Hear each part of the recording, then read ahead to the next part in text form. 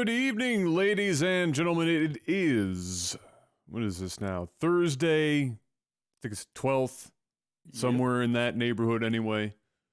It's 2018, I know that much. Welcome to another Technical Alpha podcast. Gentlemen, how are you doing today? Tired.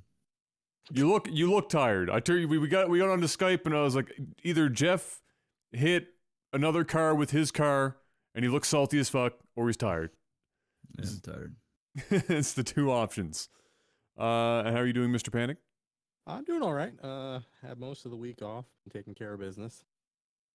Lovely, lovely. I'm gonna turn Jeff down because you're maxed, and he's about 36 times louder than you, roughly, give or take. Wow. Yeah, I'm still waiting on Logitech about the RMA on my camera. Oh, should be getting that in the next couple of days. Lovely. Lovely. But yeah, I'm not doing too bad. I'm tired, but other than that, I mean, that's not new. That's pretty much every day of every week, forever and ever. Amen. But I'm not doing too bad. Oh, I forgot to change my camera's white balance. And now I look like I'm part of some blue-tinted matrix. There we go. They got to call a white balance. Well, you know, I feel like everything would be a lot less visible if it wasn't.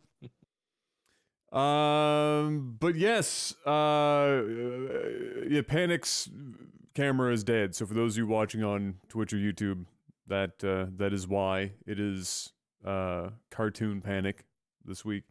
Yeah, it'll be Logitech. I sent the camera to them. They're seeing if they can fix it. Otherwise, they're just going to send me another one. Lovely. It was still under warranty, and I'm not spending $100 on another C920. It's probably reasonable. Yeah. So this week we have a couple of things. Nothing extraordinary this week, but we have a few things to go through. Packs too. Yes, yeah, that's true. Well, before we get started with the game stuff, why don't you give us the rundown on how your PAX trip was? It was actually pretty good. I was originally planning on being here for the podcast on Thursday, but then on like Tuesday, Blizzard sent me like a whole slew of things saying, "Oh, we need you here on, Thursday for panels and stuff." Mm-hmm. Meeting. So I was like, "Oh, okay." So I ended up going up on Wednesday night. Found out that 3 of my 4 tires on my car were bad, so instead of driving up, I had to take the train while I got my tires. But other than that, I got to see some really cool things. From the Heroes of the Storm side, Decker Kane, actually surprisingly good.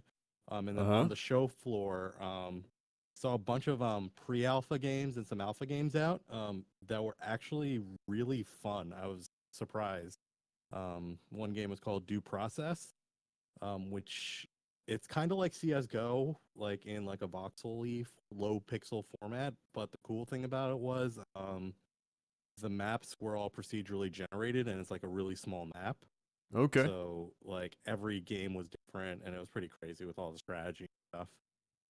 Nice. And then checked out some stuff with 505 games like Memory of Mars and Underworld Ascendant, both pre-alpha games, but they're pretty cool. I'll probably do either a write-up or talk about. Lovely. Is your noise gate fucked right now, bro?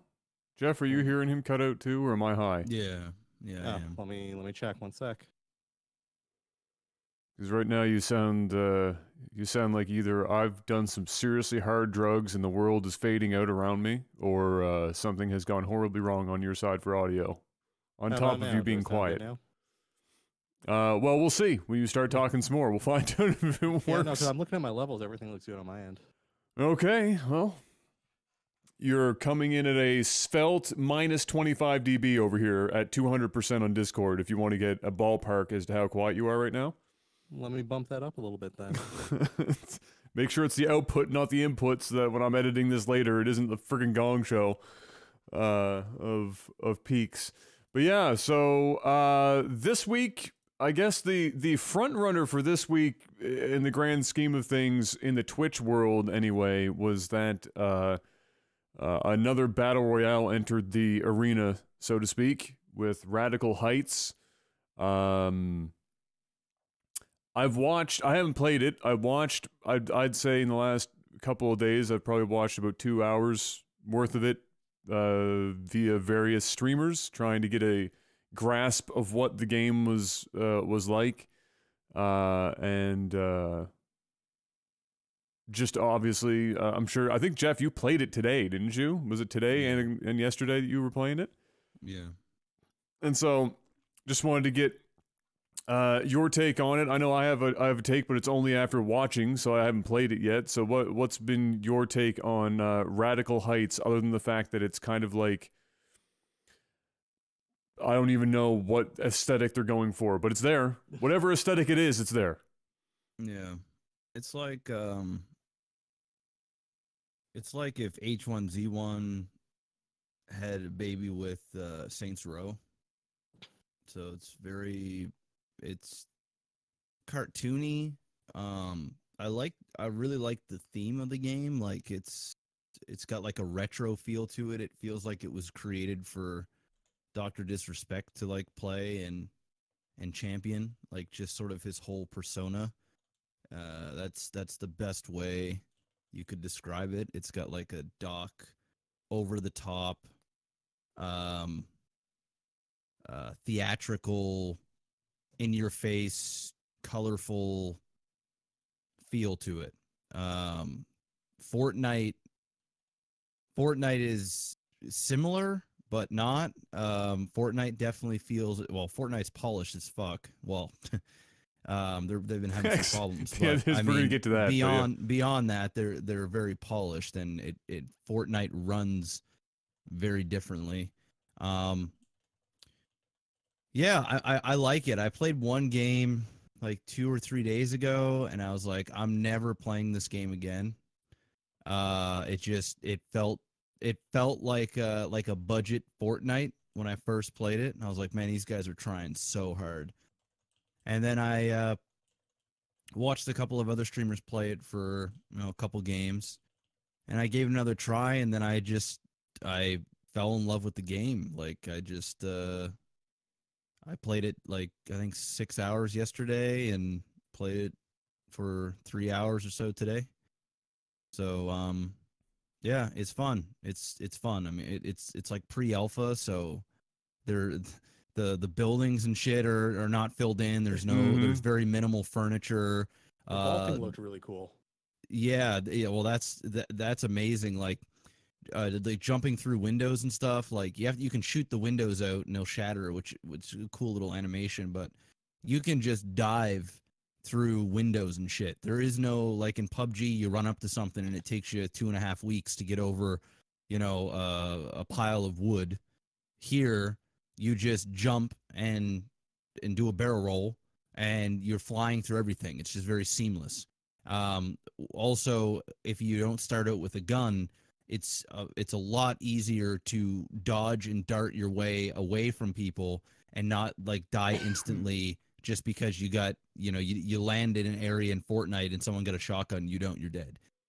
In this, sure, you're at a huge disadvantage, you don't have a gun, but you can jump around very quickly. And also when you punch people in this, it's like 3 punches, you're dead. Yeah, I saw that. It's really quick. Yeah, so you're not sitting there, like if somebody does have the gun on you, you can do like barrel rolls around them and punch them. And if you hit them like 3 or 4 times max, they're going to die.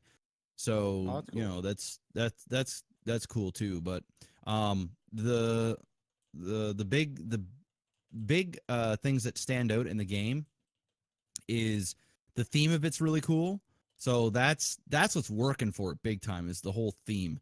But I love the fact that for the first time in a battle royale game, when you're farming, like when you're looking around for supplies when you start and throughout the game, it never feels like a complete reset when you die and you start over, because you can find items of clothing, that you can wear and have access to in the store.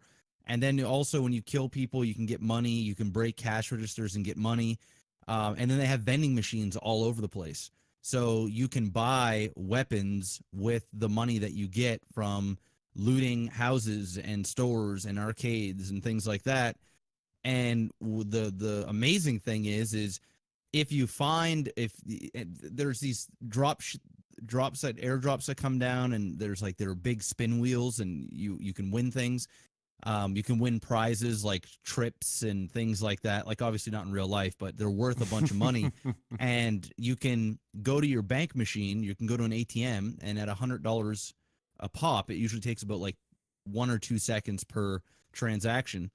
You can deposit the money that you're finding, and then reuse that money in another game. So if you find it, so you $100, $1,000, $10,000, you're on a super kill streak, and you don't want to die with all this money on you. You go to the ATM and you deposit the cash, and then you can buy in-game items using that money, or you can buy their diamonds or whatever they have for microtransactions. You can buy clothing, and there's a huge customization for your character. Like, it's really, really big, and it's in pre-alpha, so I imagine there's gonna be a lot more. But you can use that money, or when you start a new round, you can instantly go to a vending machine and buy armor and buy weapons. So you have a sort of a fast start, instead of running around aimlessly looking for things, which there's tons of loot around, so it's not horrible. But you can sometimes get lucky and find a purple gun, an AUG or something that does a lot of damage, which can give you a really great advantage starting out and put you in a position to run deep in the BR. And of course, everybody's got that as well. So not only are you incentivized to play well for that round, but you're also incentivized to play well every round, because that can carry on to other battle royales and things that you want to use your money for down the road. So I love the fact that for the first time, I'm not in a super rush to go and fight people. It is a very fast-paced game, and there are tons of people to shoot all the time. I'm like averaging 3 to 7 kills on a good run.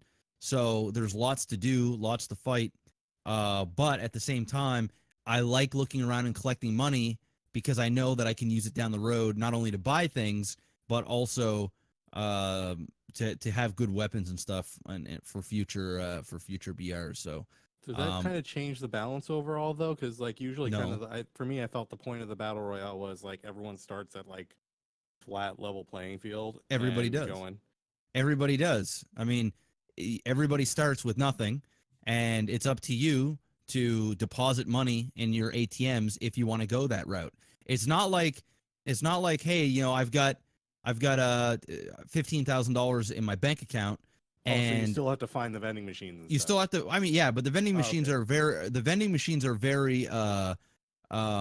They're easy to find. There's tons of them all around the map. Okay. But the thing is you don't know what vending machine has what. It's all randomized. So okay, that makes sense. You'll go to a vending machine. It'll cost like $100, and you'll buy a gun. And by the way, to find $100 in the game, it's like nothing. You can go into one store and break cash registers, and you'll gather enough money. But sometimes there's random ones that have like $3,000 purple AUG, or a $1,500 sniper, or something along those lines. Thing is you don't just start in the match with the money. You still have to go to the ATM, and at $100 at a time, take the money out and sit at an ATM machine. And you can't look around and have a gun out while you're pulling money. So you're putting yourself at a huge risk, and you're at the start. So when you're at the start, there's the most people. So at times it's a risk, because you either have to pull the money out and then go slowly. Or that makes sense. And you also have to find an ATM that has the weapon, because you're not going to want to fall down, immediately go to an ATM machine while people are looting all around you and getting weapons. You want to typically you're gonna go and do your initial loot, and then it isn't until you break free of that first initial gong show, then you start finding the good vending machines while you're out looting, and then you make a decision if I want to go to the ATM or not. So there's that, and it gives you an incentive to actually go around and farm and find things. It might sound kind of unfair the way I'm talking about it, but until you play the game and you're actually in it, it's really just a great thing, and it's something that differentiates themselves from all the other BRs. Yeah, just from watching it, it certainly I yeah, the enjoyed way you just the vaulting looked awesome. yeah, From what I saw. the way Jeff described it of like the hybrid of the games that exist already. You know, what did you said like H1Z1 and It's like Saints Row and feel. like a Saint. Well, yeah, okay, yeah, because they're going for that like over the top kind of campy. Campiness reminded me of Monday Night Combat, like the Yes. Team Fortress type game. Like it was In like fact, the it's announcer almost sounded like they hired the same fucking guy from Monday Night Combat. yeah, it's because it's like the over the top like blood sport type thing. and it I'm was just using like, my announcer voice because Yeah, something pretty much. exciting's about to happen. Like, Pretty it's just like this fucking super camp. It's like bullshit. Ash from Evil Dead, right? Yeah, it's like that type of campy. It's kind of like that. And it works. I guess it works for some people. Like I like camp like that over the top because I like Saints Row, but I feel like they're trying a little too hard in this game in spots. Well, I mean, how else are they going to differentiate themselves? Like the cool stuff with the vending machines and stuff there. But from what I saw, I originally thought Jeff was playing Fortnite up until I looked closely, and then I'm like, oh no, this. Well, because because visually it's pretty Visually similar looks to very Fortnite. similar, yeah. I mean, it occupies the same space. It's so just mechanically they made some differences, but they know people are going to Yes. say shit like that, so they went big on the audio. I can't. Yeah, I suppose. I mean, I don't think anyone gives a fuck if it sort of like visually Yeah. represents Fortnite. I mean, people are going to be interested in it if it plays well, and the differentiating factor shouldn't be did I paint it a slightly different like shade of hot 80s pink. It should be do the mechanics that this game brings to the table do a good job of Which differentiating engine it. is it on? Is it on Unreal or It's a different probably on I think Unreal it's 4. on the Unreal Engine. Yeah. Because it looked like Unreal. I was like, oh, okay. Well, you know, this is Cliffy B's new game, right? Oh, this is Blazinski? This is Blazinski. So Holy they shit. dropped Lawbreakers because Yeah, it I was a saw how hot badly pile that of it went. was a hot pile of garbage.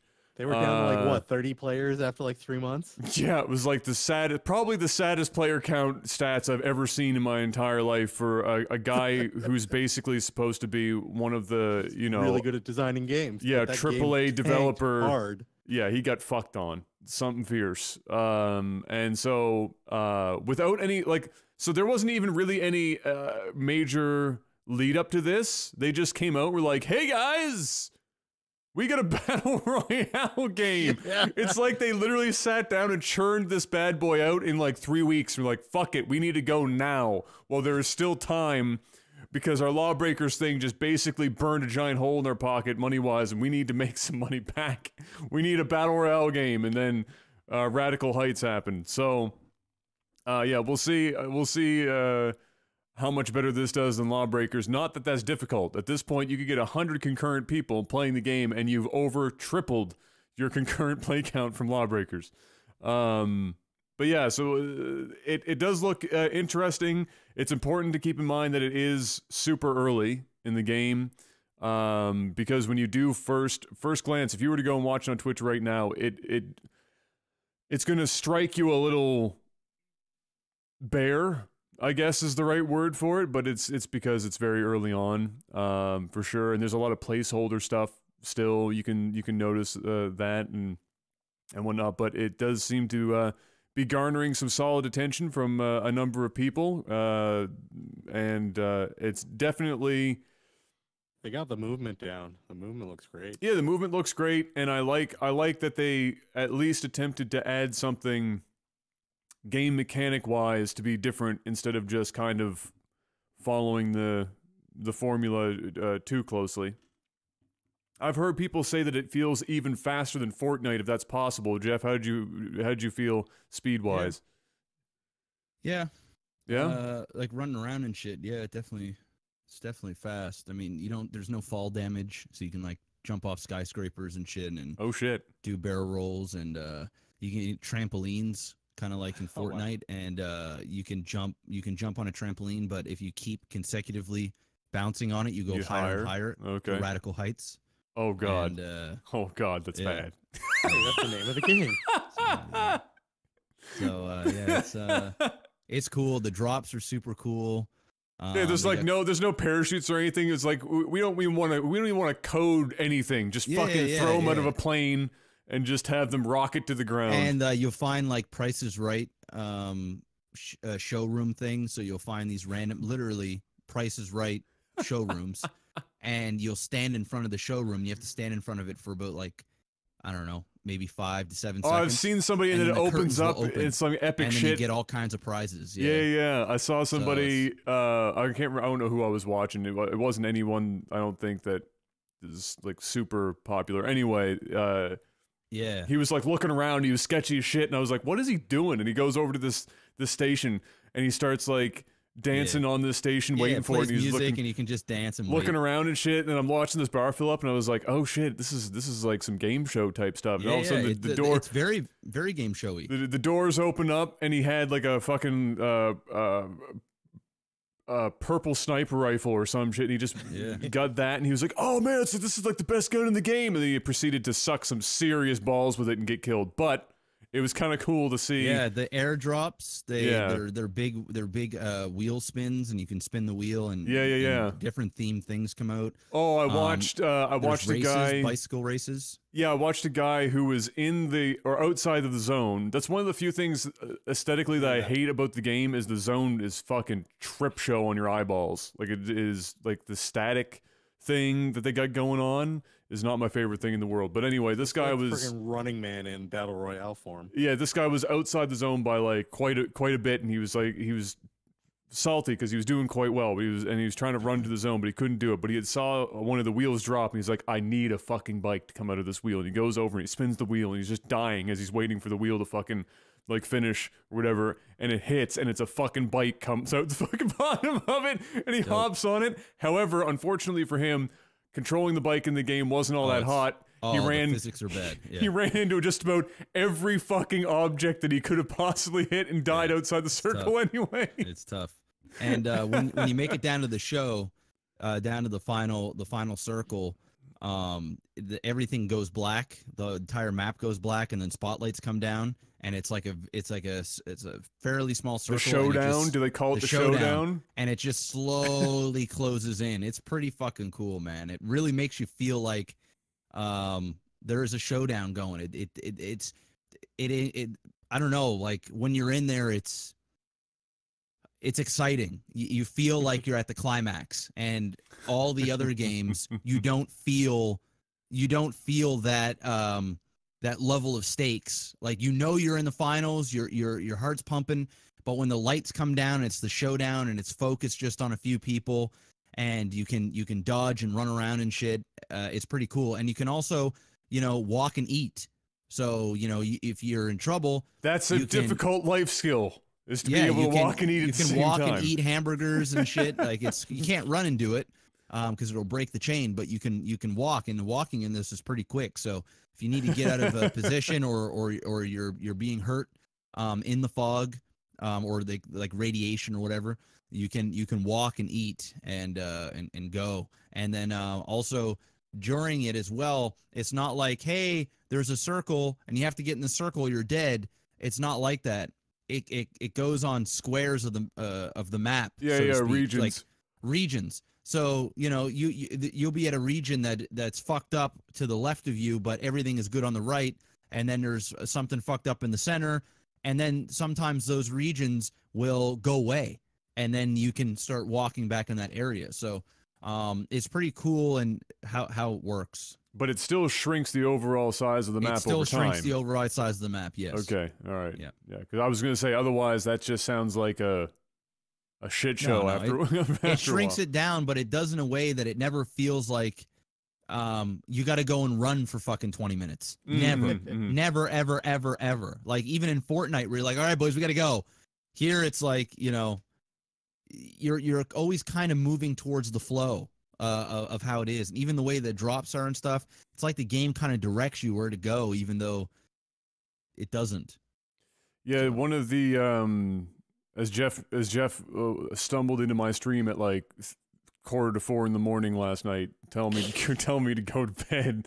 I was playing. Ironically, I went to bed at 7:30, so I was at bed. Like, well done, sir. Well done. I was playing PUBG or whatever, and they had just patched it yesterday or some shit, and they made some pretty significant changes to how the circle acts in that the time between the circles has been pretty dramatically reduced, and the damage in the last handful of circles has been dramatically increased. And so when I was on the desert map, they also added a bunch of like locations and stuff to the desert map to try and make it less shit. But the thing that I noticed the first game right away, the first thing I noticed on the desert map was that with the new circle changes, the pace of that map went through the roof. So instead of Miramar taking or feeling like it was like this eternity, just fucking running all over the place, I got to loot. I felt like it was the first game in a long time of PUBG. I felt like the pace of the game was like good. So I was constantly moving, but I still had time to stop in and loot places. My loot might not have been like as good as it would have been in the past, where you have a decade to friggin' run around looting shit. But it also kind of made it feel a little like everyone else has the same problem. So you feel like you don't always, for example, run up against a dude who's level 3'd out of his mind with like an AUM 15x sitting in a hill somewhere with every healing item on the map fucking you up. You end up running into a lot more people who have like maybe some decent guns and some decent gear, but it's not like always fully kitted right off the rip. And the pace of the game went so much more smoothly. It was incredibly noticeable. I didn't think it was going to change the pace of the game that dramatically, but when I got into it, I was pleasantly surprised. And then they also made the intelligent move of finally, after everyone has been telling them to do this for about, I don't know, 9 months, got rid of all of the clothing items in the game. Because why the fuck were they even there in the first place? All it did was just slow the servers down. Yeah, just slowed the servers down, and it made the frame rates worse because it's just you're spawning a shitload of these items that nobody's using. So they finally got rid of that, and my game was running way smoother and stuff. Now all I want them to do is just fucking improve the tick rate, and I'm a happy guy. Maybe get rid of China. Maybe get rid of China and improve the tick rate. But it was substantial. And I hope they keep working on the pace of the game. Now, obviously, the new map that's coming, the pace is like turned to 45 the whole time because the map is 1/4 of the other maps. But I hope they continue working on the pacing on the bigger maps because I've always agreed that one of the things that PUBG has going against it is the pacing is god-awful. Just really, really bad. So, and you spend way too much time running from one location to another for no real purpose other than the fact that the circle is on the other side of the map and you're just forced to run. If no vehicles spawn in the area, well, fuck. Now you gotta run like this infinite distance, and that might still happen on occasion, but because the circles keep coming more and more frequently, you have to move ahead of time. People were getting in the habit because the circles were so slow that they would just hang back, and then they get themselves, and myself included, in these situations where you were constantly, you're constantly running from the edge of the circle. So that made it a little better. But yeah, still tick rate garbage. Chinese hackers, let's get rid of those, and we're on the way. But that's the thing about this new game, Radical Heights, as well. I haven't watched enough of it, and I probably have to play it to really know. A day or two ago, right? It's like exactly. Really it's new. Really new, but I haven't seen enough to be able to get a feel for just how good the pacing is. We know it's quick, but fast isn't always awesome. So we'll wait and see how people feel about how fast the game kind of moves along. But I've been hearing mostly positive things about it. I haven't really heard. I mean, it's only been like 48 hours, but I haven't really heard a lot of negativity about it yet. I'm sure we'll eventually, when people start really getting into it, we'll find some nitpicky stuff. But it's nice to see another game in there, and good timing too, because yesterday, Fortnite's entire service up and died, just fucking exploded, and it only came back earlier today. And I think PS4 was still down earlier today, and I don't know I think it's probably back at this point of the night. But it just completely went down for the first time since its launch, and it was down on every. Some of the language I was seeing coming out of people, holy shit! People were very angry. That's an understatement, man. Like I was like really, truly, like kind of rabid. Like I'd be like, I'm like, are people gonna like go on like a purge like rampage in their home cities now because Fortnite's down? Yeah. Scary. Well, I Oh, mean, that's nuts.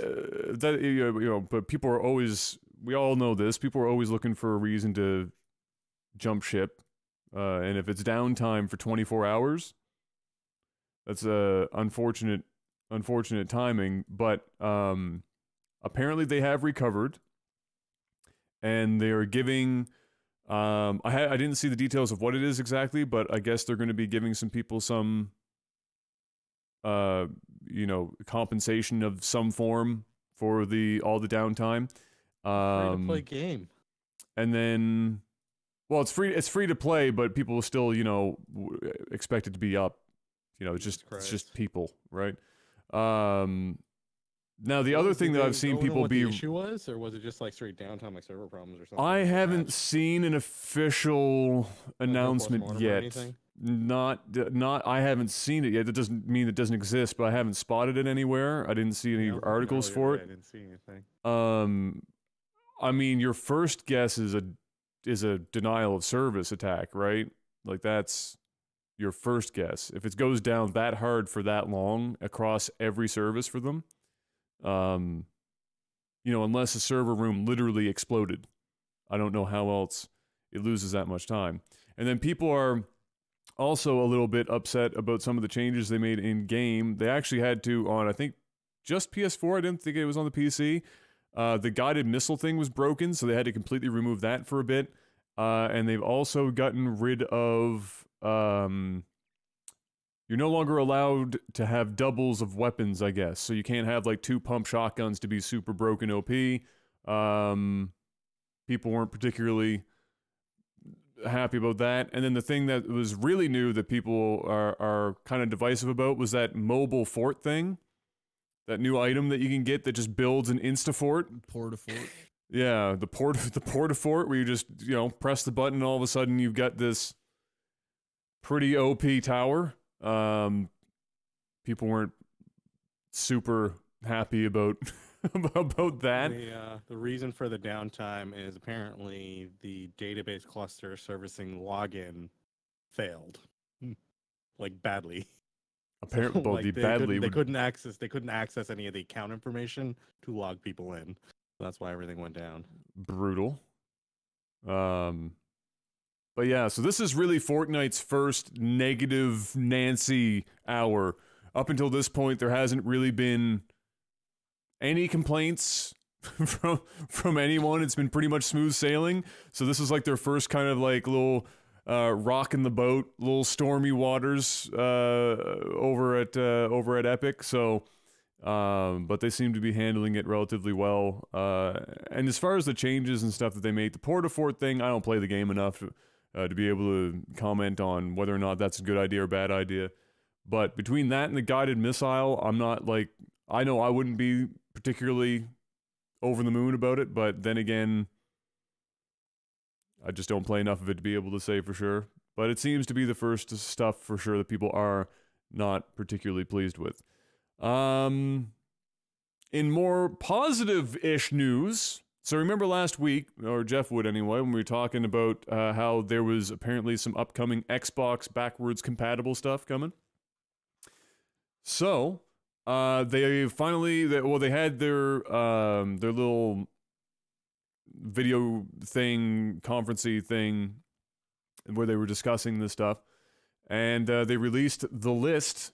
It's in there and posted. You can give it a look-see, but I highlighted just a couple of them here. Morrowind is included in that bad boy, which is a pretty awesome title to see there. Panzer Dragoon Orta, fire game that not enough people remember. Star Wars Battlefront 1 and 2, that's going to make people super happy because after Battlefront by EA in the current realm has been absolute tits up terrible, people were nostalgizing hard for 1 and 2, so they're going to be able to go back if they still have their discs in an Xbox One or Xbox One X and enjoy that stuff. Knights of the Old Republic 2, but oddly enough, not Knights of the Old Republic 1. I don't know if that was already on the list and I'm just unaware of it. Came out on Xbox? I never knew that. Huh. Yes, it did. Jade Empire, also on that list, and a bunch of other titles as well. I think a couple of Conquer games are there, and a few others. There's a list on GameSpot there that they've posted. And then a couple of Xbox 360 titles were also announced, including, in good timing, of course, Red Dead Redemption. Oh yeah, they're getting prepped up for that launch. Yeah, and Red Dead gets the 4K upscale treatment.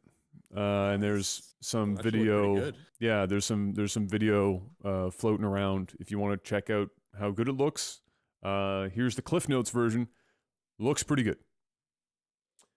You know what else looks pretty good? God of War.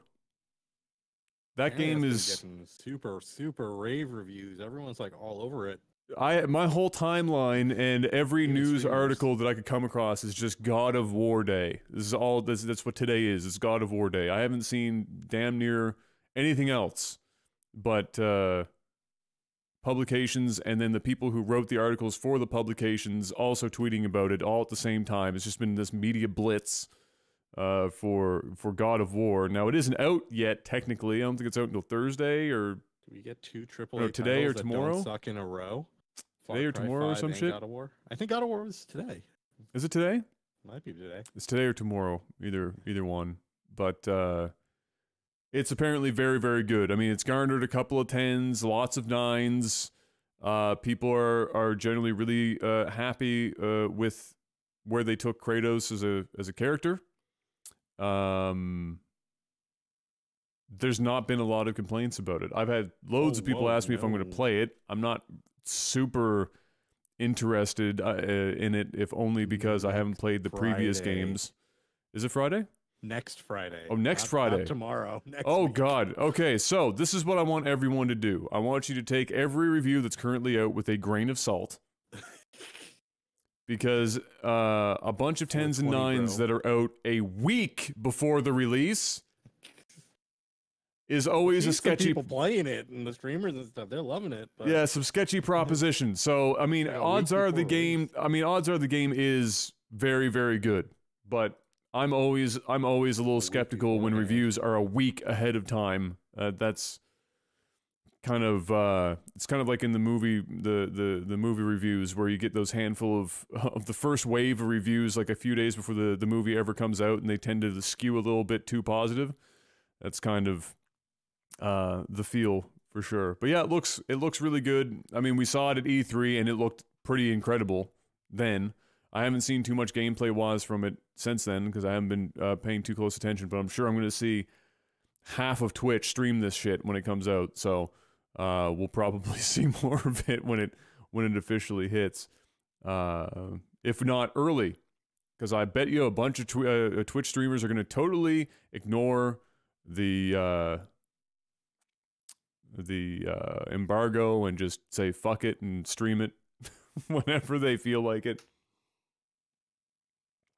So we might see it sooner than later. That is pretty much all I had for gaming. Oh, just because I don't want to break the combo that we got going, another esports person has been reprimanded and or banned and or removed from whatever organization they were with for not being able to not say the N-word publicly.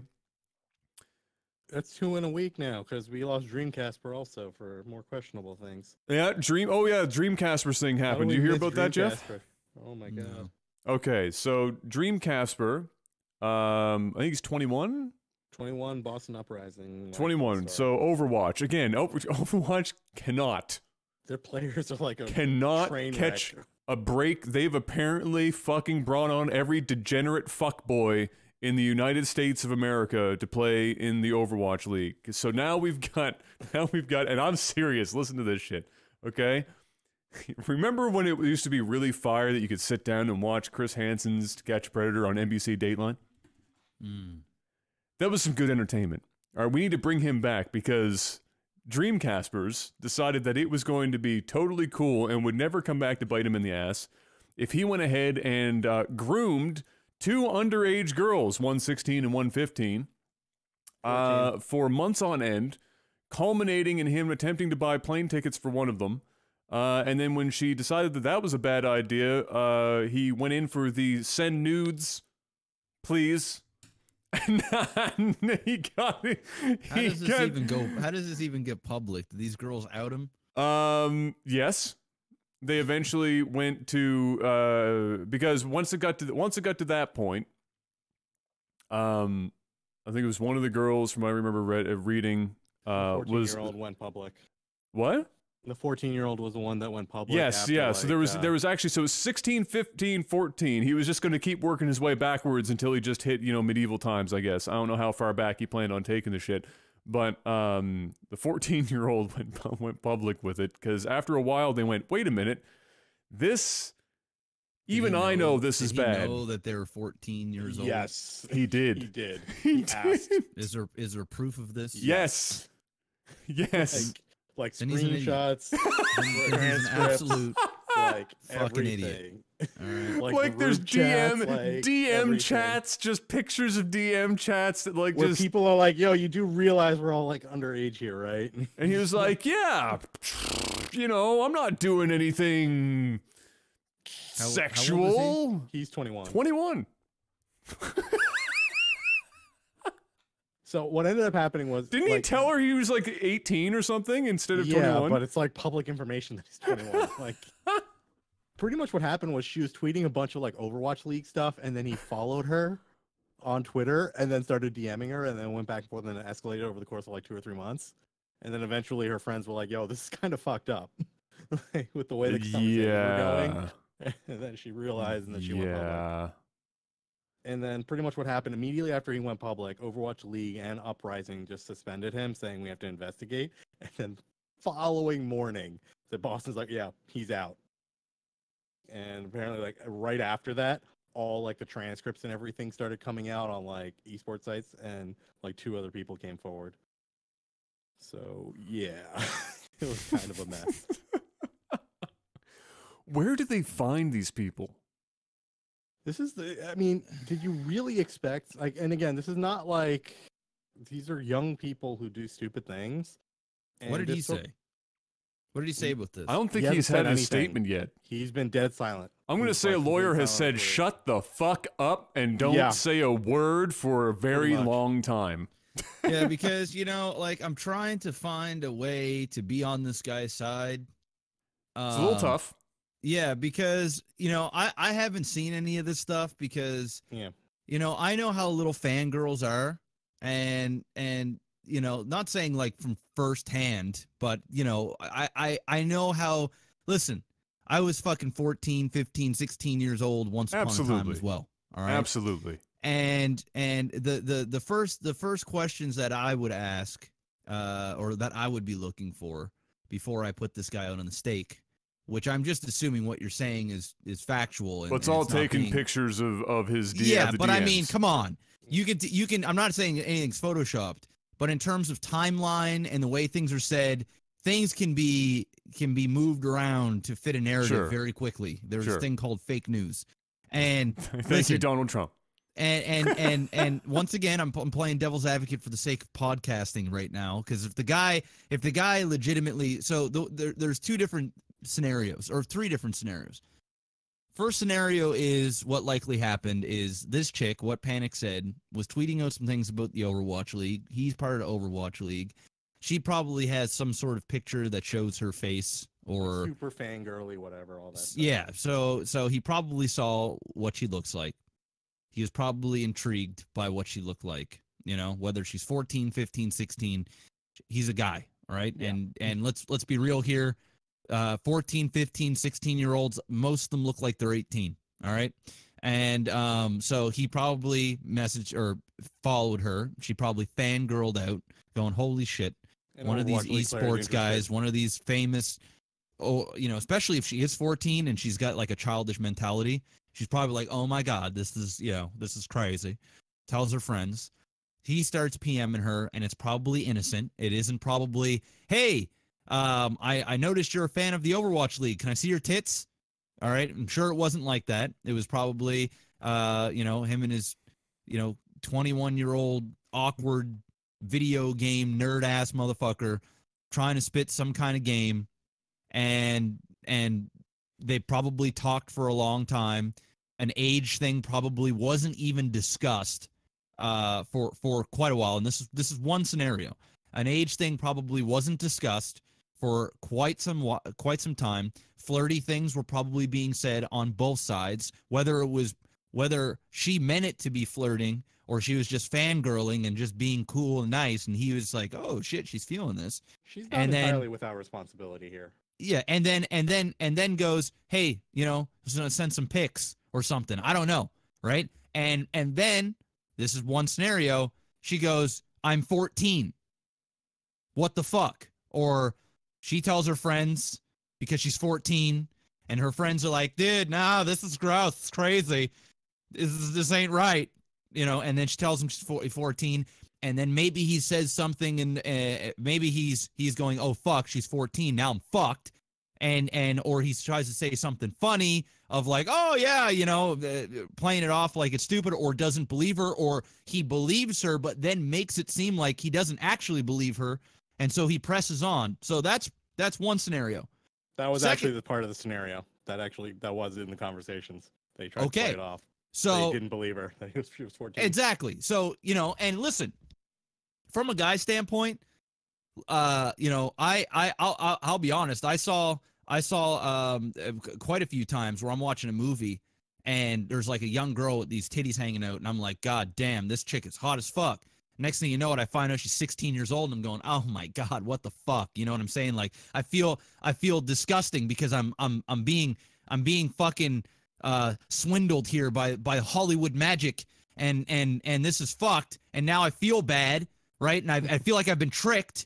And usually, you know, when a guy is talking to a girl like this, and then she drops a fucking bomb like that, and you're not really thinking like she's 14, you know, she's probably, you know, younger. But hey, you know, this is fun. I don't talk to women very often. I'm trying to get into the head of this 21-year-old Overwatch player, and she drops this, "Hey, I'm 14." You're going, well, fuck. I mean, how do you get out of that alive? There's, you know, the only way that you can do it is, didn't realize you were 14 years old. That was really inappropriate of me. I apologize. And then you walk away, which is what most normal people do. But you also got to understand, that's a very awkward situation, an extremely awkward situation where not only are you feeling guilty and you're like, "Holy Jesus, what did I just do?"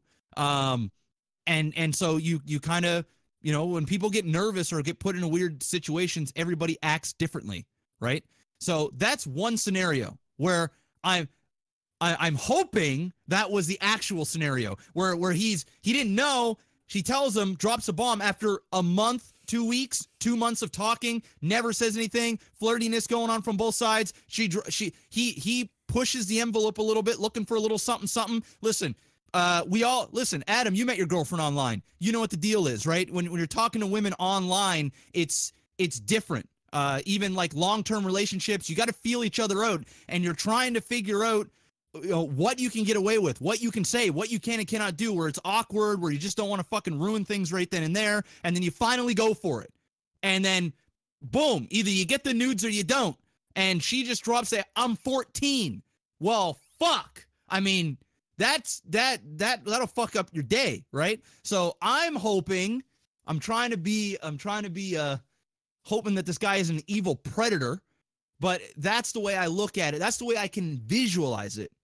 But there's the other side where in the Discord for you, Jeff. Just okay, I'll take a look. Screenshots. And then there's the other side where, okay, she tells him, "I'm 14 years old," straight up, like, you know, within a short period of time. Other people actually messaged him. One of the screenshots other people in that informed article, him. Someone listen, come on. No, there's actually like someone being like, "Yo, just so you're aware, she is actually underage," and like he's like, "Just so you know," and he's like, "Oh no, I know," and he's like actually responding like, "Oh yeah, no, I'm totally aware that they're underage." Yes. But oh, the question is, does that happen after the fact?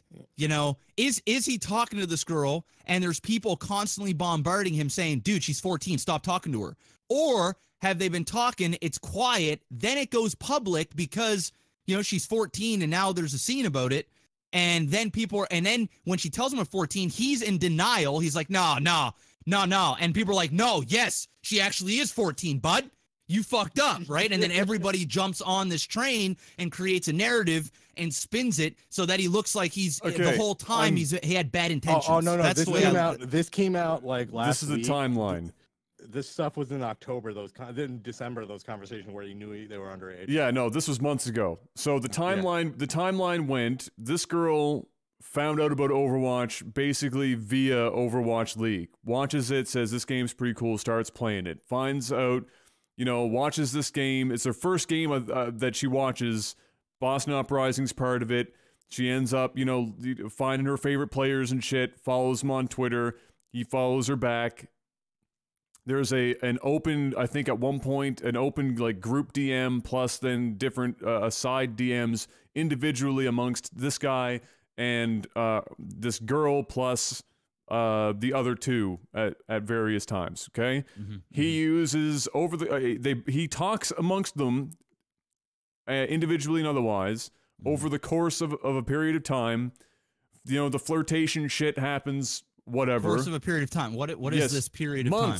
Months. Okay. Okay. So why wasn't this established? Because by the sounds of it, these chicks are fucking with him, right? Because if they are 14, 15 years old, and they're not saying anything for months, and this guy is getting emotionally attached to some girl online, that's a problem, right? Okay, and then you drop a bomb. Let me finish the timeline here, and we'll suss this out. Okay. All right. So he's having these individual conversations, and after the DMs are released later on that we can see, and what was being discussed, he was using, he's bless his heart, he's a one-trick pony. He was using basically the same tactics on all three of them, same compliments. Same, I thought you were a model. That was his line, his go-to line. I thought you were a model type shit. All right, okay, could be worse. He didn't pull the angel from heaven shit, thank God. But he used the same tactics on all of them in the, this continues on. The flirting gets more and more, and this ends up kind of being more specifically with one of the girls, and it wasn't, I don't think, the 14-year-old girl. I think it was the 16-year-old girl that was the most actively involved in this. Yeah. Okay. So, and then at some point in this time frame before airplane nudes, whatever. Okay, so before the nuclear bomb went off, people, somebody specifically came in, and there's the picture for this as well, informing him, hey, just so that you know, because it was obvious at that point that there were things being said among these would-be friends that were bordering inappropriate given the situation. And so he was informed, hey, just so you know, and it was like super like nicely put too. It was like just so that you're informed. These girls, or this girl is such and such an age or whatever, they're underage, et cetera, et cetera. And his response was like, which you can also see is exact quote, but the paraphrasing is, oh yeah, no problem. I appreciate you letting me know, but I already knew, she wouldn't be in high school if she wasn't, underage, et cetera, et cetera. Nothing crazy's happening, not worried about it, but thanks for letting me know anyway. Okay, so that happens. Some more time passes. Things get more and more spicy between him and the 16-year-old. Okay. This makes me feel better. Okay. Things not get a little. The 14-year-old. No, not the 14-year-old. The 16-year-old. Okay. 16-year-old. To my recollection, again, the thing that Panic linked will give you more specifics. Things get a little spicier, a little fancier, and then it gets to the point where he invites her out and is like, I'm going to pay for this plane ticket, whatever. You come out. The girl has a little internal check and says, okay, mom and dad probably not going to be thrilled. This was her words roughly, was, not thrilled about me saying, hey, there's this video game professional over here that's looking to fly me out for a weekend. So she makes that internal check, and then she says, all right, you know what? I can't do that. That's not going to probably be a good idea or whatever. That ain't gonna fly. Yeah, it's not going to fly, literally.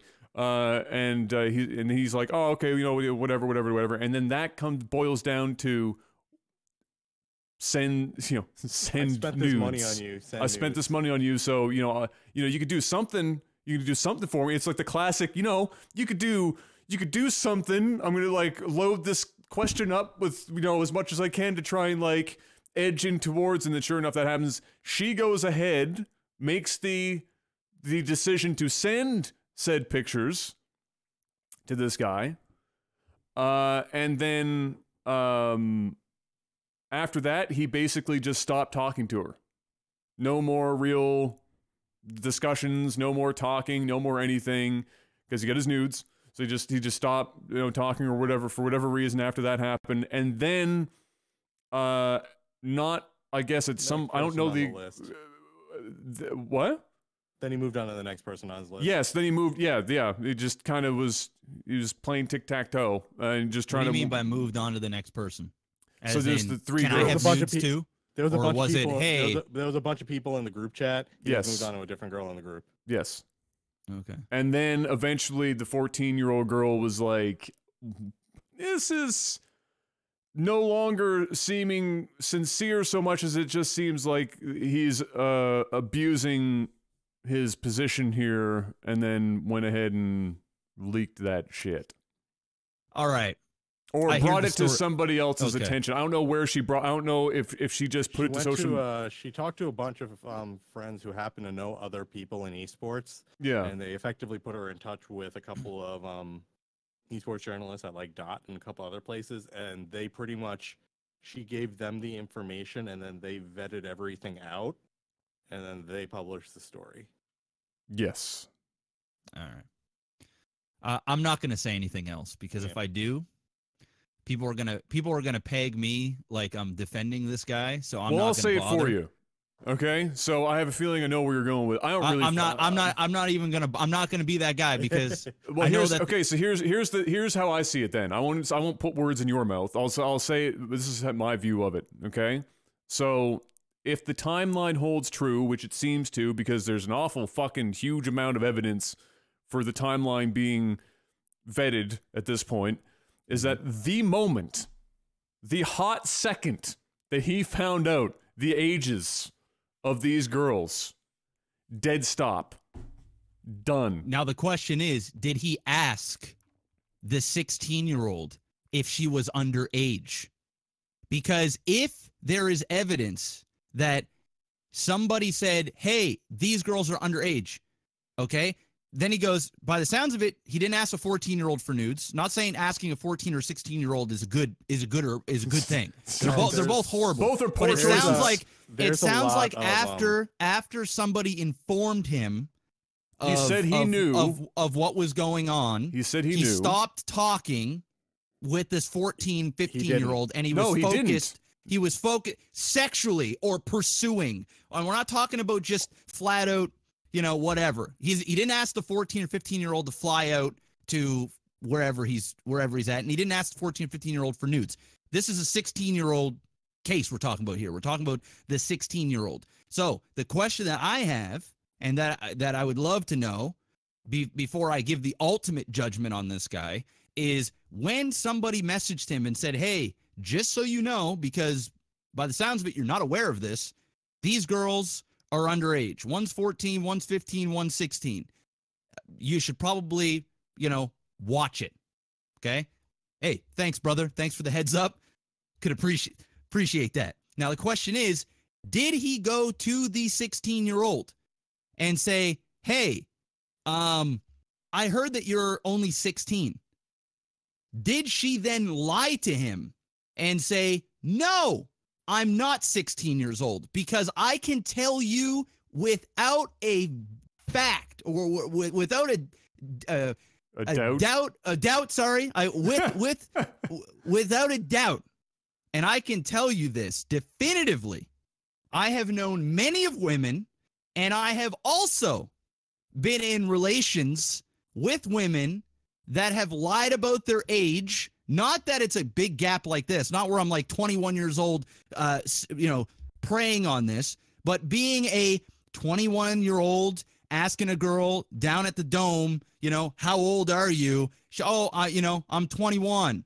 Turns out she's 19, or whatever the case may be. Especially in high school where girls are different. They do and say things, especially when there's a circle of them. They're enjoying the attention. It's an heightened thing. The real question is, did she lie to him at this point? Because if he got the information and he goes to her and asks her flat out, "Are you 16?" "No, I'm not 16. I'm 18." I'm graduating high school this year. What the fuck? I'm not this. And flat out lied to him. Then he's in the clear. 100%. He's in the clear to offer her a trip, and he's in the clear to go, "Hey, I spent some money. Do you think I can get some nudes?" Is that right? No, but he's a dude. He's a dude, and she sent nudes. It's not like he had a gun to her head. Obviously, she's feeling this guy. She's excited. She's probably naive. She loves the attention. The guy's popular. The guy's Overwatch famous, whatever. Girls get mixed up in these things, just like guys get mixed up into these things. So the real thing is, if she lied to him and said, "I'm 18 years old, what are you talking about? I'm graduating high school this year," whatever the case may be, then so be it. Because when you said, "Hey, he offered her a plane ticket," and then you go, "Well, that's when she goes, I don't think my parents are going to like this." I don't think that was in her mind at all. I think she was stringing him along. I think she knew damn well she wasn't flying anywhere, because as a 16-year-old, that's some scary shit. She's probably never even been on a plane before, let alone, what are you going to do? Get up, get on an airplane, fly over to some Overwatch dude's house and chill out and have a good time? No, she knew damn well it wasn't happening regardless. Had nothing to do with, my parents are going to kill me, but I'm going to do this. No, she was likely stringing him along, and I'm only, this is I'm trying to defend a guy in this situation, all right? And I'm playing devil's advocate here. For the sake of the podcast. For the sake of podcast, all right? Because at no point do I think it's right that anybody at the age 21 should be actively seeking or getting nudes, no matter how naive a 16-year-old is. The guy at that point is a fucking creeper, and he should go to jail, okay? Because it's just wrong. But what I'm trying to do is how the internet works and how these young girls can ruin this guy's career. It can ruin this guy's life. So, you gotta think of it in his position, where if she did lie to him about the age, and she knew damn well she wasn't getting on a plane, so she can't even play that bullshit where, I had a coming to Jesus moment, talking to this guy for months. We've been flirting back and forth. He calls my bluff. Yeah, fuck, I'll fly you out here. Damn, I'm probably a 21-year-old virgin. This girl's feeling me on the internet. Fuck yeah. I'll fly you out here. Why not? I mean, I'd think the same thing, honest to God. If I was 21 years old, never had pussy in my life, and some fangirl's going crazy here, and I'm all in the moment, and I'm a celebrity, I'm feeling good, and I'm a dude, hormones are going, we've been talking for months, we seem like we know each other, I'm making some money, why not? I'll fly you out here. You want to come hang out? Sure. Till you find out she's 16, then you're going, oh, fuck. But if she lied to him, it's a whole different ball game, man. And to ask for nudes, dude, my fucking wife used to send me nudes when she was fucking 17, 18 years old on the internet. Just send me some tit pics. You know what I'm saying? I was a dude. I don't know how many tit pics I've had. Dude, my buddies will come over here. They got fucking phones full of tit pics. It's what boys do, and I don't care if there's people listening to the podcast. Oh, that ain't right.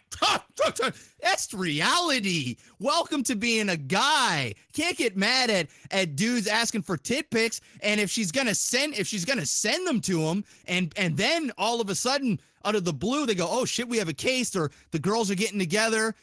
He stops talking to her all of a sudden because he got what he wanted. Tit pics. He knows that she ain't gonna fly out, and nothing more is gonna come out of this. Nothing more is gonna come out of it. So he stops talking to her, and then he stops giving her an attention, and he goes down the list to another girl or in the circle, and she gets jealous. She gets angry, and then they start conversing, and then they realize, holy shit, we're gonna fuck this guy, because there's no way to treat a woman, and it's not a good way to treat a woman. And for that reason, he should be scolded, because he got caught. So that's the way I look at it as a guy. I can sympathize with the situation if that's how it played out. But at any fucking point, that if he was told she was 16 and he asked her and she said he was 16, he's guilty an absolute fault. And even if she lied and said she was 18, he's still guilty of being a dude and being a dick. And that's the reality of it. And a lot of guys can be dicks when you're 21 years old, 20, 19 years old. That's just it. You know, I was guilty of doing the same thing. That was the thing back then. That was just the thing. We didn't have Skype and video chats and you could do all this crazy shit. We got tit pics. That's what. And if a girl was lucky and a guy was confident, she got to see his dick. That's just how it worked, right? And I'm assuming that's still how it works today. So that's my thought of it. And once again, as Panic said, I'm just playing devil's advocate for the sake of the podcast, and I'm not condoning what he did, and I'm not on his side. Don't think that for a reason, guys. I want people to really think about this. Yeah, I want you to really think about what really happened, because it's easy to get on a witch hunt, and it's easy, especially when they're underage, because you're going, you're an ass. You're fucked. But if he was lied to, that's different, because women do lie about their age all the time. Sure, absolutely. I think there's one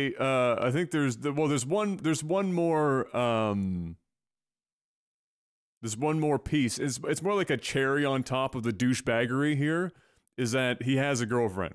Or had at this point, I'm going to assume. Who cares, dude? Who cares? Well, I don't. In the context of Dog what happened, cheated on his wife. Who gives a fuck? Yes, right? You gotta make it more popular, right? Yeah, I'm not going to sit here. He's 21 years old, for Christ's sake. Yes, but okay, all right. Well, that I'm going to disagree with you on. You cheat on your girlfriend, you're a fuck boy. I don't really fucking care how you're a fuck boy. But you're not. You shouldn't be prosecuted, lose your job. No, but what did I just say? It's just a chair on top for the douchebaggery. It's completely fucking like it's not even in the same conversation. So we're prosecuting the douchebaggery. Yes, we're not sending him to jail for cheating on his wife, for fuck's sakes. We're just talking about the fact that it's just adding to the fact that he's a fuck boy. He's I agree. It's what he is. Yeah, so can you imagine for his girlfriend how awkward that is? Like, oops, my boyfriend not only did he cheat on me, but he might also get caught for some pedo shit. That's unfortunate. You know, that just adds it. I feel bad for his now ex-girlfriend. Of course, you're getting caught up in that shit. But you know, yeah, for me, I have I don't disagree, devil's advocate or not, for what you just said in terms of, you know, the reality of his age and her age, and you know what everyone has in some way, shape, or form likely experienced in the last 20 years, in terms of how those kind of moments unfold, especially in the digital era. Okay. But for me, and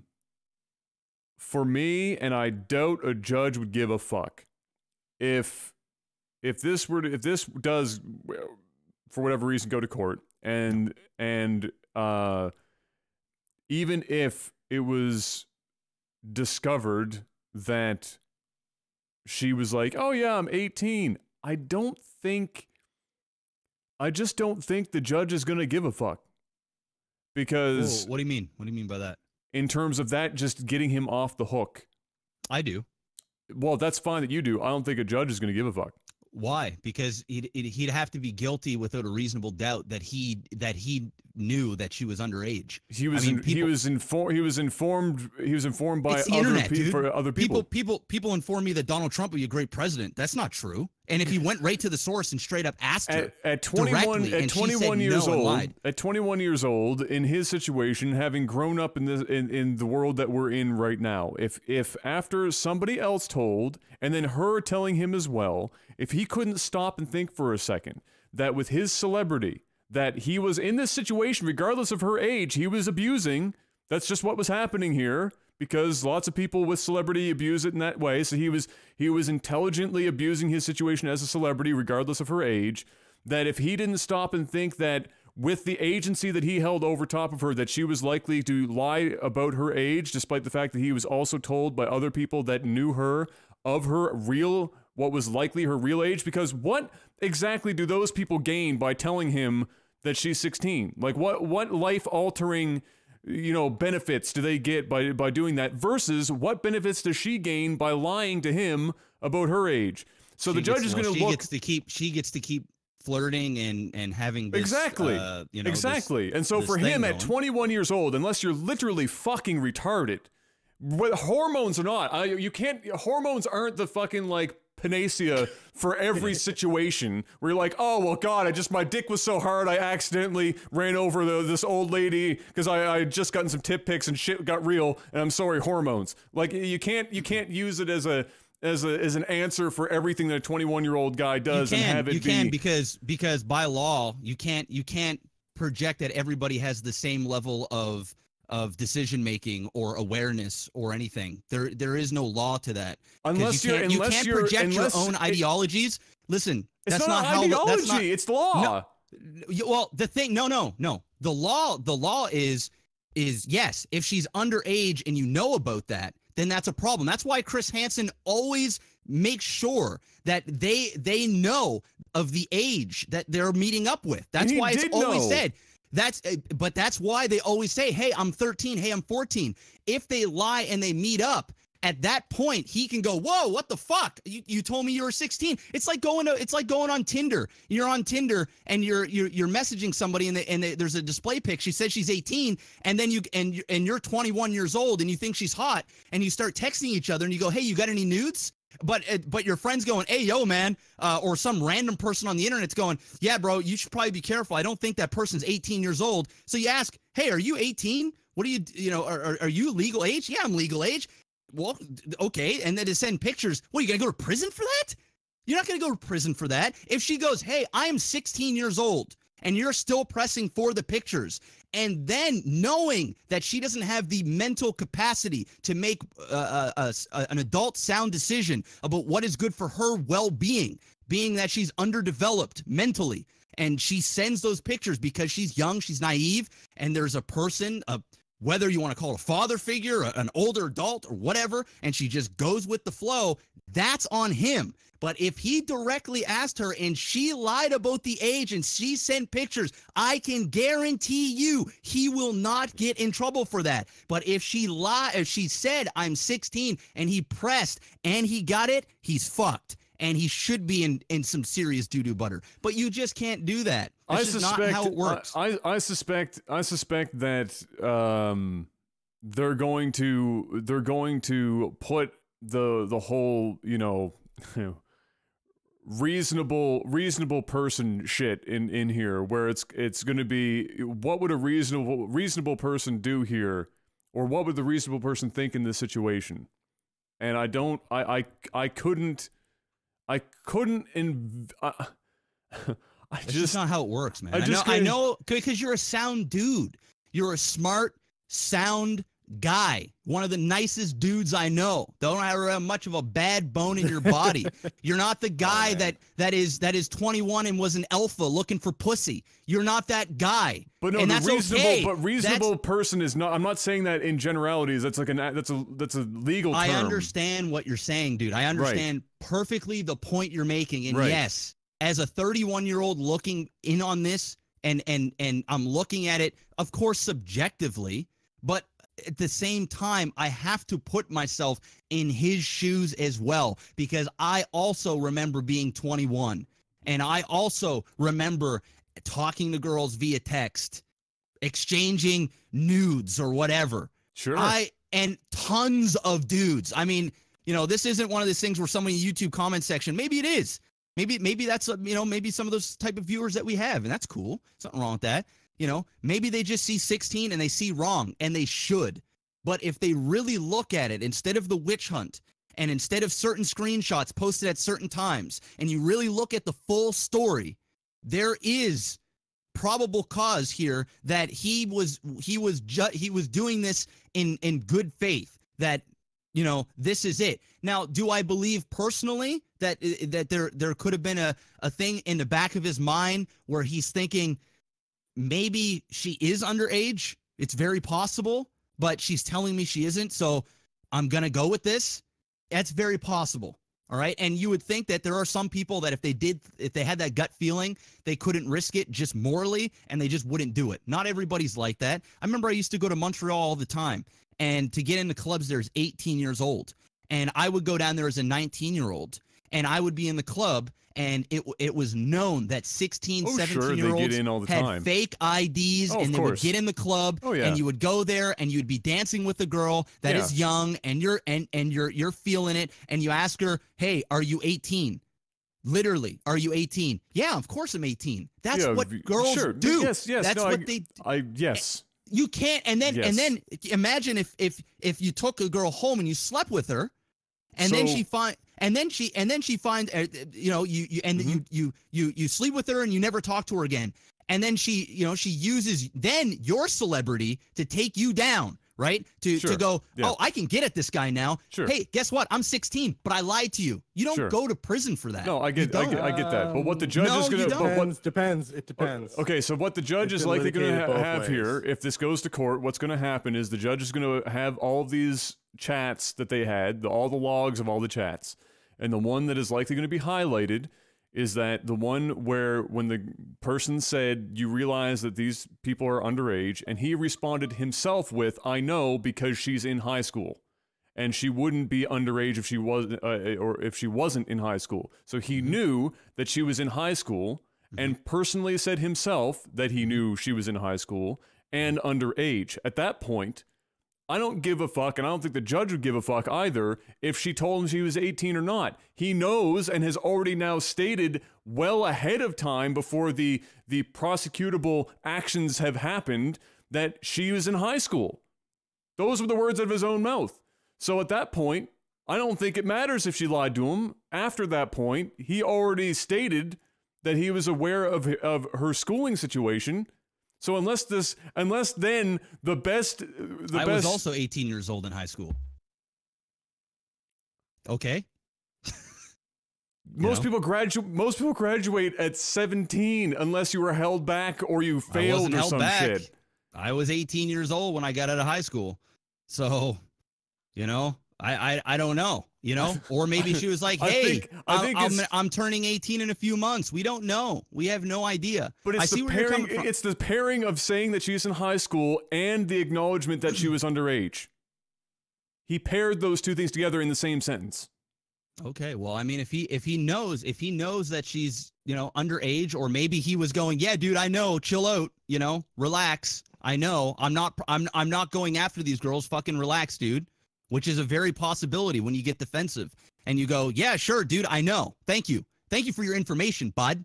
When somebody's going, oh, you need to get your second gas before your fucking Cybernex core. Yeah, I fucking know, dude. I fucking know. Thank you. Especially when somebody random dude on the internet's coming up to you and accusing you of potentially being a pedophile. It's not random. It was part of the group. It's part of the DM group. Dude, there's another girl, I think. It's a bunch of random people in a DM group. All right. I've seen many of these things. I've seen many of these chat forums, and it's just a bunch of fucking drama. That's what it is. It's a bunch of kids that got no fucking game in real life, and they're all playing fantasy internet relationship dating simulator, and they all suck ass at it. And then when people's feelings get hurt, then people start fighting with other people, and then it becomes a shitstorm that always comes public with screenshots. It's happened a bajillion times in esports. I don't know how many times possible. Once again, if he knew that she was underage, the guy's a fucking loser, and he should get in trouble for this. Once again, I'm standing firm and clear on that. He's at that point a predator. He needs some help, and he should be in trouble for what he did. But at any point, if she said, dude, I'm telling you, I'm 18 years old. I don't care what anybody says. I know how old I am. That's the show. That's the show. That's the way I look at it. He's still an asshole, though. Well, He's still an asshole for what he did. We're gonna find out. We're gonna find out. I imagine somebody will publish what goes down there. I don't give a fuck about it. I don't even know why I talk so much about it, but I'm just trying to. I think he's gonna get plastered for it. I don't think any legal. I don't think he's gonna have any legal trouble. I just think his name's fucked now. His name is just fucked, right? He's just fucked. Oh yeah, well this is what happens when you start talking with girls on the internet that are young. That's just it. And this is what happens when you talk to dudes on the internet, because all they want is to see some titties, and they want to fly you out. How many times have we seen in the esports world and in the video game world people hooking up via internet? It just happens all the time.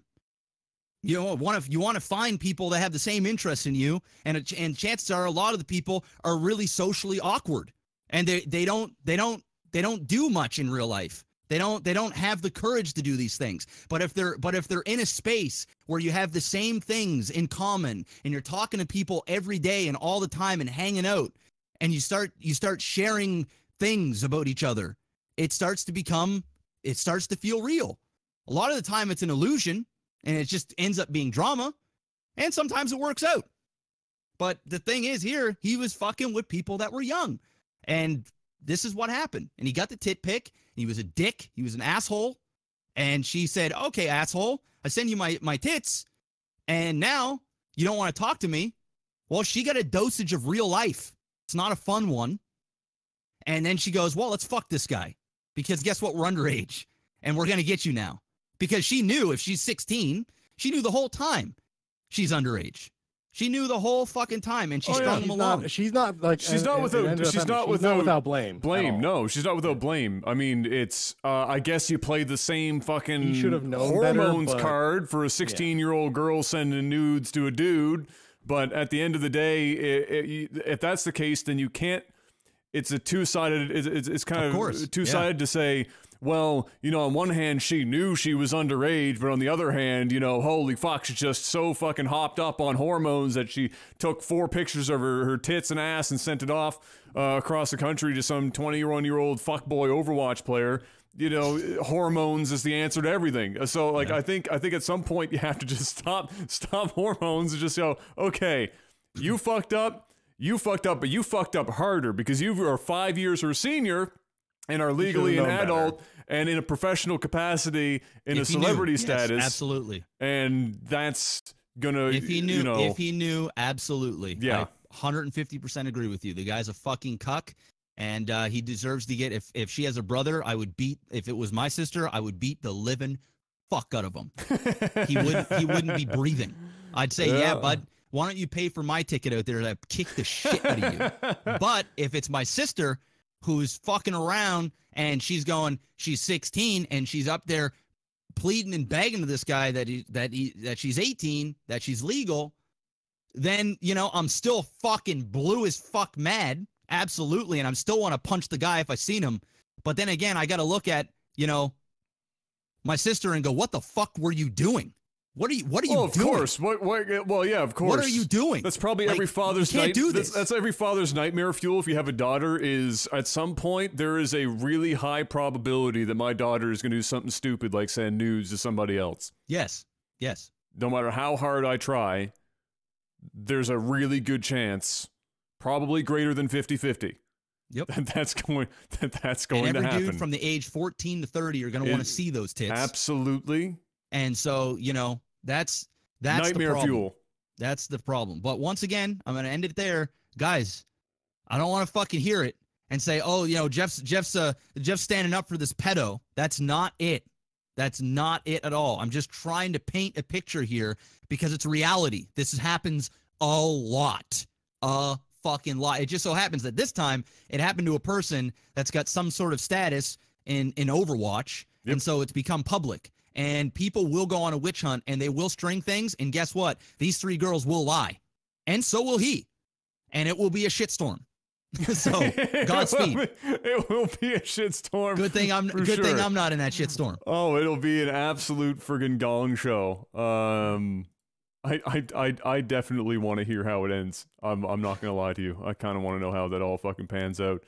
Jeff, hit me up with some movie and TV transition music. Movie, TV, pedo. So, again, not a great week for movie news things that I could find. Or TV for that matter. Not a hell of a lot. I can tell you that the top thing I have here was the most disappointing thing I've seen in a very long time, and it popped up on Twitter as I was in the grocery store parking lot before coming back home for this podcast, and that is that apparently from the Star Wars Twitter account themselves, they have named the droid in the Han Solo movie L337 in a feat of How do you do, fellow children, that I have never fucking seen before, than the heights of Disney-ification that Star Wars is fucking experiencing that made me cringe in the, like, I was sitting in my car in a parking lot. Somebody probably saw me physically cringe as I'm looking at my phone, sitting in the parking lot, thinking that I probably just saw something. Pain. Just real pain. Real pain across my face. Who the fuck okayed that? Why? And on top of that, the robot looks like Alpha from Power Rangers. When you were typing that shit into the document, I saw you stop at the L, and I'm like, what did they number this thing? And then the moment you finished it, I really just wanted to start typing delete this bullshit. Like, I don't want to see this. So oh my god, bad. Why? Okay, first of all, if we're in a boardroom meeting and we're having a little chit chat creatively about what we're gonna name, chuckle about some that, shit, but you don't choose and it. somebody says L337, I'm gonna have a little laugh, a little giggle, and I'm gonna say, all right, now are you serious? And if he says yes, I'm gonna throw him out a window. And then I'm gonna say, all right, now how about some serious suggestions? Because whatever the fuck that was, I don't want to hear it again. Really? Leet? Seriously. Yeah, it's happening. The movie is already basically, being hung out to dry and is likely going to be a hot mess. And now you go and name a droid. The newest trailer actually looks pretty good. It looks significantly better than the last trailer, so I'm starting to get excited. Some irony is that droid and Lando will probably be the best parts of that entire movie. I think Chewbacca is going to be the real star of this movie. I think he's going to be a real star of this movie. I think because we get to see how they meet. We get to see how, even in the preview, he asks he said, oh fuck, or I think it was in the Last Jedi or Episode 7. Somebody asked Chewie. I think it was in Episode 7. Somebody asked Chewie like, how did you learn how to fly or whatever? And then in the trailer, Harrison, or not Harrison, but Han Solo asked Chewbacca like how old you are, and he said like 180 something years old or some shit like that. I don't know. You start finding more about Chewbacca, which means we're gonna see more of him and how their relationship is, and I think we're gonna discover a lot about Chewie. And he's a lot. He's in the previews a lot. Now I don't know if they're just playing that for nostalgia thing. Chewie's a sidekick, right? It's his fucking Robin. Yeah, of course. It's his Robin to the Batman. So I think Chewie's going to steal the show. I think we're going to see him ripping off arms again, and I think it's going to be really cool. Like I think it's going to be dope. And I also think the other big character will be the Millennium Falcon. Like I think that'll be, we get to see him win. We get to see him win the ship. And the iconic, Well, I mean, game. I think it goes without saying that there's going to be lots of nostalgia, and it's going to be a very flashy movie. It's probably going to be an entertaining movie to watch, but I don't really, I hold no expectations for it beyond that. Not for some people that's all they need that movie to be. But I guess I'm just petty. I really hate how Disney some of this shit has gotten. Like the hands of Disney have gone too deep. We've gone from a couple of light strokes to a solid fisting in a very short period of time. Solid fisting. Just I don't know how his name is pronounced though. That's the thing. Well, it's not going to be Leet. Yeah, if it was Leet, I would just quit life. I would retire and go, live in a hut in the woods. Yeah, I'm pretty sure it's just spelt out. Well, yeah, so, they're not going to say. It's fine. It's fine. Like it's stupid. It really is. Like you look at it and you go Elite, but there's only a small slither of people that actually know what Elite is. You know what I mean? It's not like, I actually think that's a much bigger number than you. I don't. You might think. I mean, I'm sure the number's big, but it's not like it's not like 99% of the people that are going to go to the movies, they're not even, that's how the name is spelt. They're not even going to hear it. Like you just look at it and you go, oh fuck, fuck you, Disney. But when you actually going to hear the you know, the like, yeah, no, you're not gonna this know. is not going to change the course of the movie or anything. It's just like, I look at it and I go, why? Just, I think they probably thought it was clever, or it might have just been a legitimate coincidence. not a chance. Of all the letter and number combinations, like the odds of that being a complete fucking random occurrence is basically zero. That was definitely some 45 to 50-year-old white guy thought it was clever to go with lead. Possible.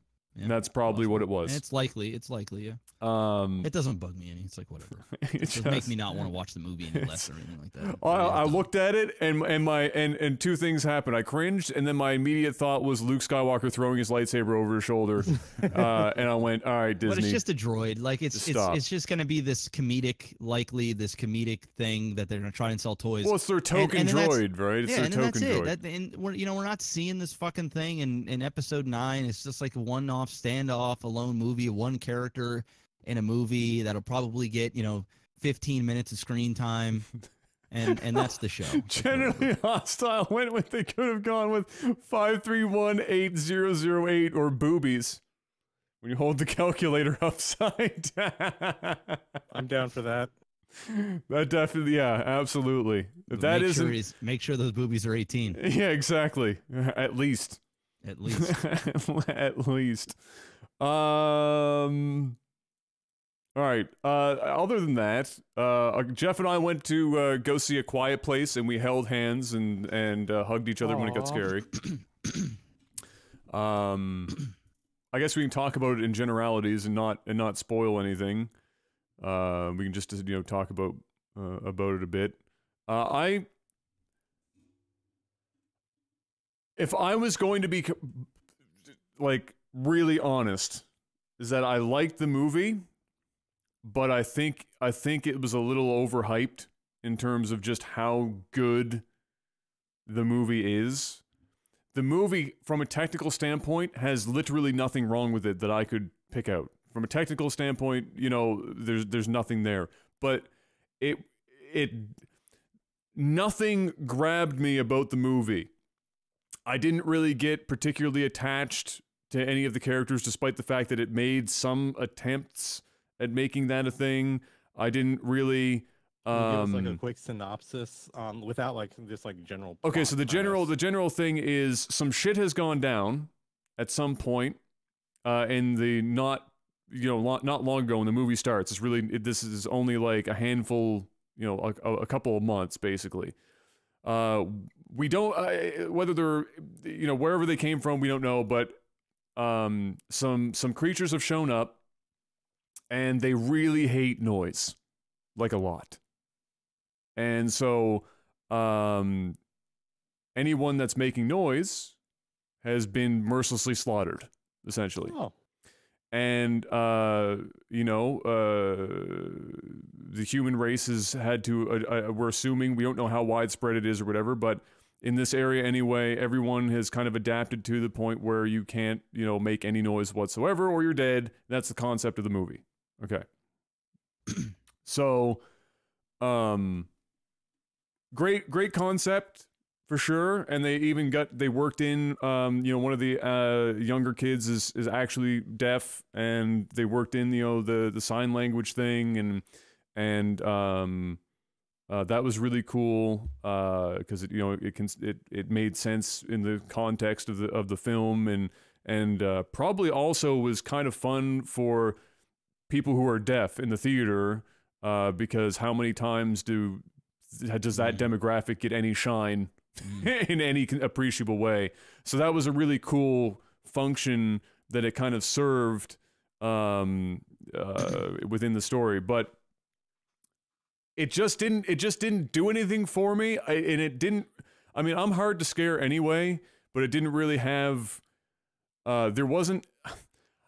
I don't consider it a horror movie. It was a thriller. It's a thriller. It's a sci-fi thriller. It's not a horror movie. But thrillers still tend to make you so horror movies scare you. Thrillers tend to put you on edge, like an uneasy Bro, I feeling. saw you cringing. There's times where I saw you twisting and your hands were twisting and your feet were twisting. Well, I was and, doing this like, don't do that shit. I was No, being no, the no, don't no. do that shit. I had an eye on you, bro. Wait, Adam had you said it, what do you do? Adam had Adam was in emotion it. during a movie. He was in it. Adam, no, there was a couple of scenes where Adam was cringing. Or Adam was like, "Ooh, fuck no." And there well, was. fuck I don't no want to say as anything. to, fuck no as to watching a character do something and you have that internal yeah, there why are was you that. doing There- that shit. Yeah, right? there I'm was telling that for you sure. definitively, at no point was I uneasy or felt scared in any capacity in that entire film. Full stop. Okay. I just didn't. It got me. It jumped me early in the movie. Like the second or third jump scare that they had caught me, and I did the thing. But otherwise, no, it didn't really. I didn't fear. I guess the thought of if you make noise, you're just basically going to get killed, wasn't enough for me to place a lot of weight on the bad enemy monster things. So I didn't really have a constant unsettled feeling throughout the movie, because there wasn't really like yeah, it's great, you know, they just show up and it's basically, we see that they show up as quickly, it's over. And it goes away. It's like it happens in a flash, and you're like, oh, okay, whatever. And then towards the end, that changes a bit. But I never really got drawn super hard into it. I was just very pleased with the movie, I guess, is just it. I didn't think it was a good movie. I just didn't. I expected to be more uneasy about the whole don't make noise thing. And I just didn't quite get there. And I think part of that is because, and you'll probably agree with me, is that for the majority of the movie, with the set pieces of the whole noises happening, most of them were like super fucking obvious. And the first one that happens is one of those like, I know you're doing it so that we can set this up, but this is even too stupid to be in this movie type shit. Like the whole, you know which one I'm talking about, right? I think so. Okay, so the very With the wall? first, With no, the with wall? the toy. Oh, yeah. Okay, so that, like, you see it, and I already had played out the next 10 minutes of this fucking movie in my mind. Well, it showed in the preview. From that, I never saw. Yeah. I never saw anything for this movie going in. Yeah. All I knew was that the dude who played Jim was. Well, of course. the Listen, director and shit. Adam. I get what you're saying, bro, and I'm not here to convince you to like anything more than you don't. I like it. So, I give it a yeah, solid. I know you do. I give it I a know 7 you out of do. 10. You're 7 out of 10. God damn. Okay. It was bordering 8, but I'm giving it a 7.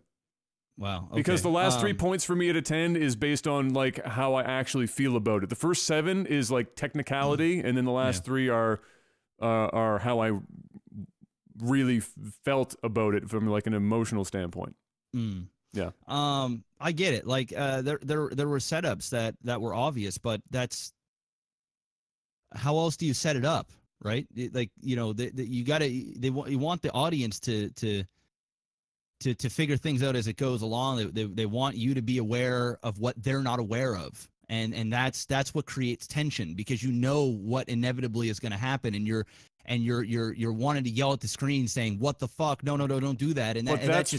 But that's what did it for me, is that again, trying to avoid spoilery things here, is that everyone knew at all times the consequences. Yeah. At all times, and the consequences are dire consequences. And so for me to watch that happen between those two characters at that point is like, you're not that stupid. I refuse to fucking believe that you're that dumb. I mean, that's just, it was too stupid. Like, yeah, I get that there, you have to set things up for people. I would prefer it if I preferred a thriller to only know surface shit and then get as twisted and surprised as possible at all times, and only then be able to reverse engineer what just happened. Whereas in this movie, there was everything was like point A, point B, point C, done. Point A, point B, it was a domino effect. It was a domino done. effect, and they would show. Listen, I get it. I'm not going to sit here and I'm not going to get into a movie debate with you because you don't watch movies and you don't watch enough movies and that's fine. No, listen, dude, and I appreciate your opinion. I never said, I'm not. But I don't watch enough movies for my opinion to be truly valid about about how it is as a thriller. No, but I'm taking what you say with a grain of salt. I just don't agree with you, and I just don't think you have enough size sampling to know what is a scary movie and what isn't. Can you even tell me a scary movie? Shutter Island is the best thriller I've ever seen in the last 15 years. It's not a horror movie though. It's a thriller. We just established, you said it yourself, this isn't a horror movie, it's a thriller. I understand. Okay, so is Shutter Island. It's both a thriller. And Thriller, as a thriller, Shutter Island demolishes this movie from a thriller standpoint. Do you also know who directed that movie? Does it matter? Yeah, of course it does. Why does We're talking matter? of a $17 million budget film. Sure. That was a completely unique concept, which Shutter Island isn't a completely unique concept by any means, which is still a great movie, and I love Shutter Island. It's a great movie. But your sampling size and just knowing the types of movies that we have been getting for a long time, sure, and how this really pushes the envelope, and it's a character driven film. Like I said, from a technical standpoint, it's pretty much perfect. Like I said, yeah, I'm not disagreeing with anything you're saying right now. From a technical standpoint, it's phenomenal, and I praised it for what it did with the deaf community and the sign language and being able to work it into the story. Again, I'm not disagreeing with any of it.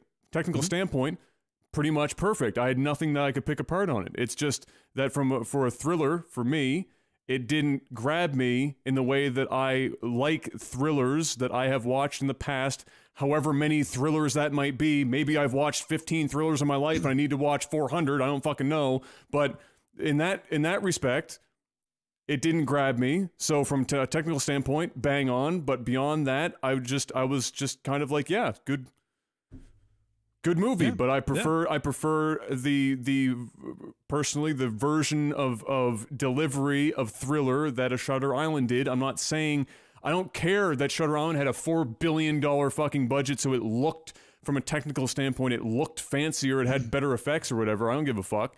It was conceptually, not conceptually, but the delivery of the thriller aspects in that movie, for the sake of you asking me for examples, was better for me than this one was. But technically speaking, this movie was phenomenal, absolutely, without question. And I hope that the deaf community gets more attention because this movie was so successful, and we get to see more of that come up in different genres and different mediums. Yeah, I mean, I give the movie a damn near close 10, in terms of what they accomplished, the uniqueness of it, the fact that it was just so very well done.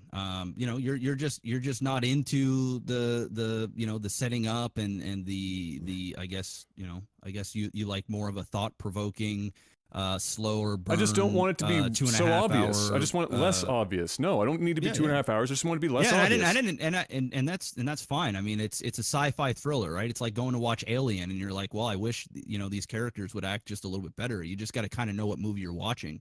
If you're gonna go and watch a Leonardo DiCaprio, psychological thriller, because that's what it wasn't a sci-fi thriller.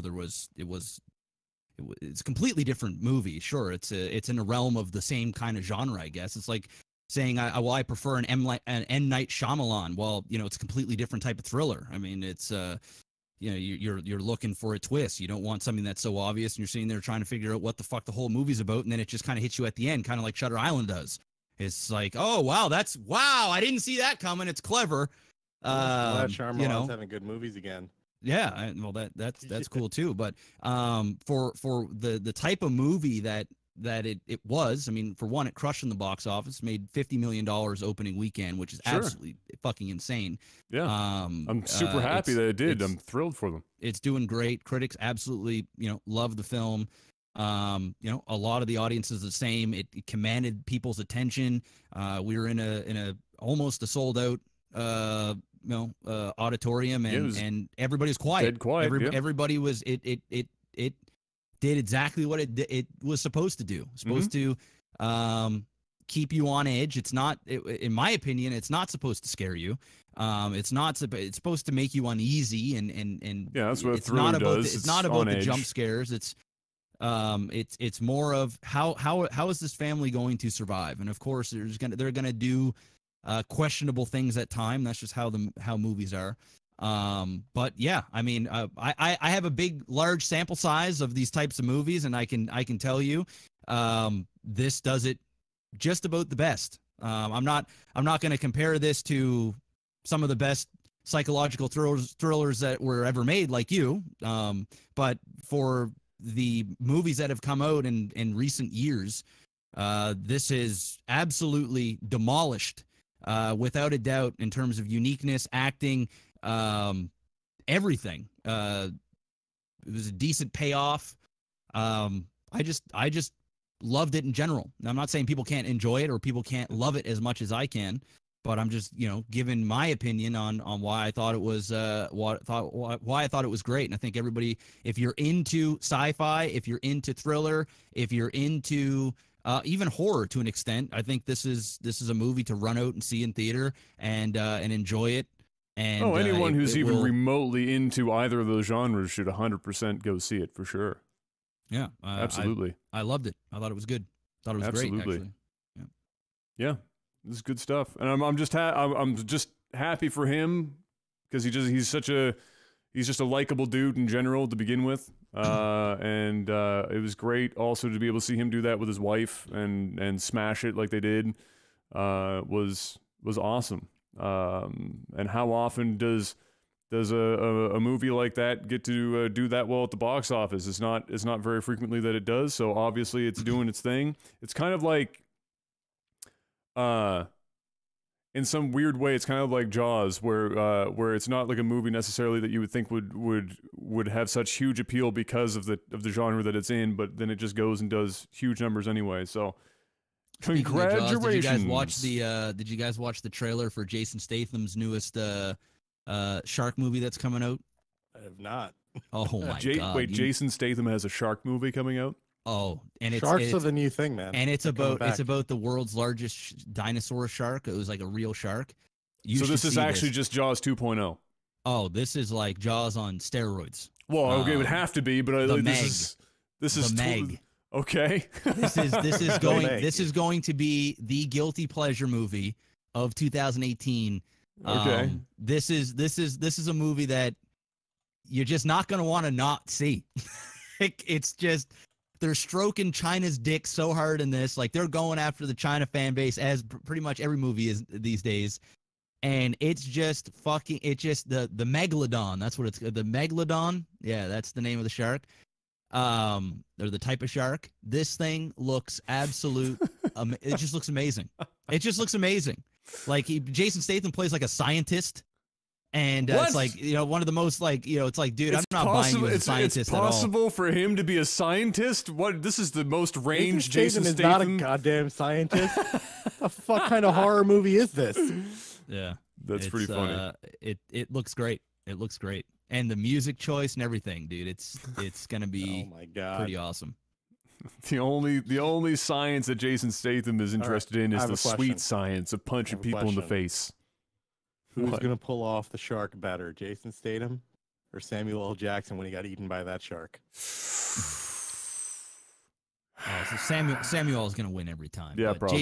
Jason Statham, this is gonna be awesome. Like, I want to see him like punch a shark in the fucking throat. That's what I want to see. Why not? There's even like a one-liner in the trailer. Like when you're done the cast, you got to watch this trailer, dude. You're gonna be sold on it. You're gonna be like, oh Yeah. my, this They is don't- this they is a don't movie do- that this is a movie that Adam goes to the theater to watch. Like this hits Adam's demographic. I don't- Where Adam's like, yeah, you know, what is I'm- Adam's I don't- demographic in your I don't mind? like Jason Statham at all. I don't watch like any of his movies. oh, dude, but yeah, but this just yells like an Arnold type, like Expendables type, fucking Oh, dumb yeah. ass, awesome action. Dumbass, awesome. Yeah, I it haven't just- even it's seen the just dumb. Expendables movies yet. I haven't even watched those. Should probably do it's- that. This, Adam, I sent you a this is- picture, by the way, which I feel you'll enjoy. Oh, where did you send it? It's on Twitter and in Discord. You'll Oh, enjoy it. Chad has okay. loved it so far. Okay. Oh God. Okay, I'll look at that. I'll look at that in more detail later because I can't read the text on it right now. Okay. Oh, the last thing I had here is that Stan Lee is apparently in the midst of some serious, or has been dragged on for a while now, I guess, allegations of him with elder abuse, where like This shit his has been a problem for a long time. yeah, where I guess his daughter is has been accused of it now on a handful of occasions, and now it's come to a point where he's starting to like threaten those who are bringing those allegations against her or something, saying been- himself that it doesn't exist, it hasn't happened. But I thought his So- wife said that it did. Yeah, so this is like a tricky area, but it's been happening for quite a long time for Stanley. The dude's like 95 years old or something. So, Yeah, he is. Yeah, he's up there. and he's been taken advantage of. He's like, I met him a couple of times. He's a super nice guy, but he's not very assertive of himself. So what ends up happening is, and it's happened historically, like he's gotten screwed out of money for Marvel stuff.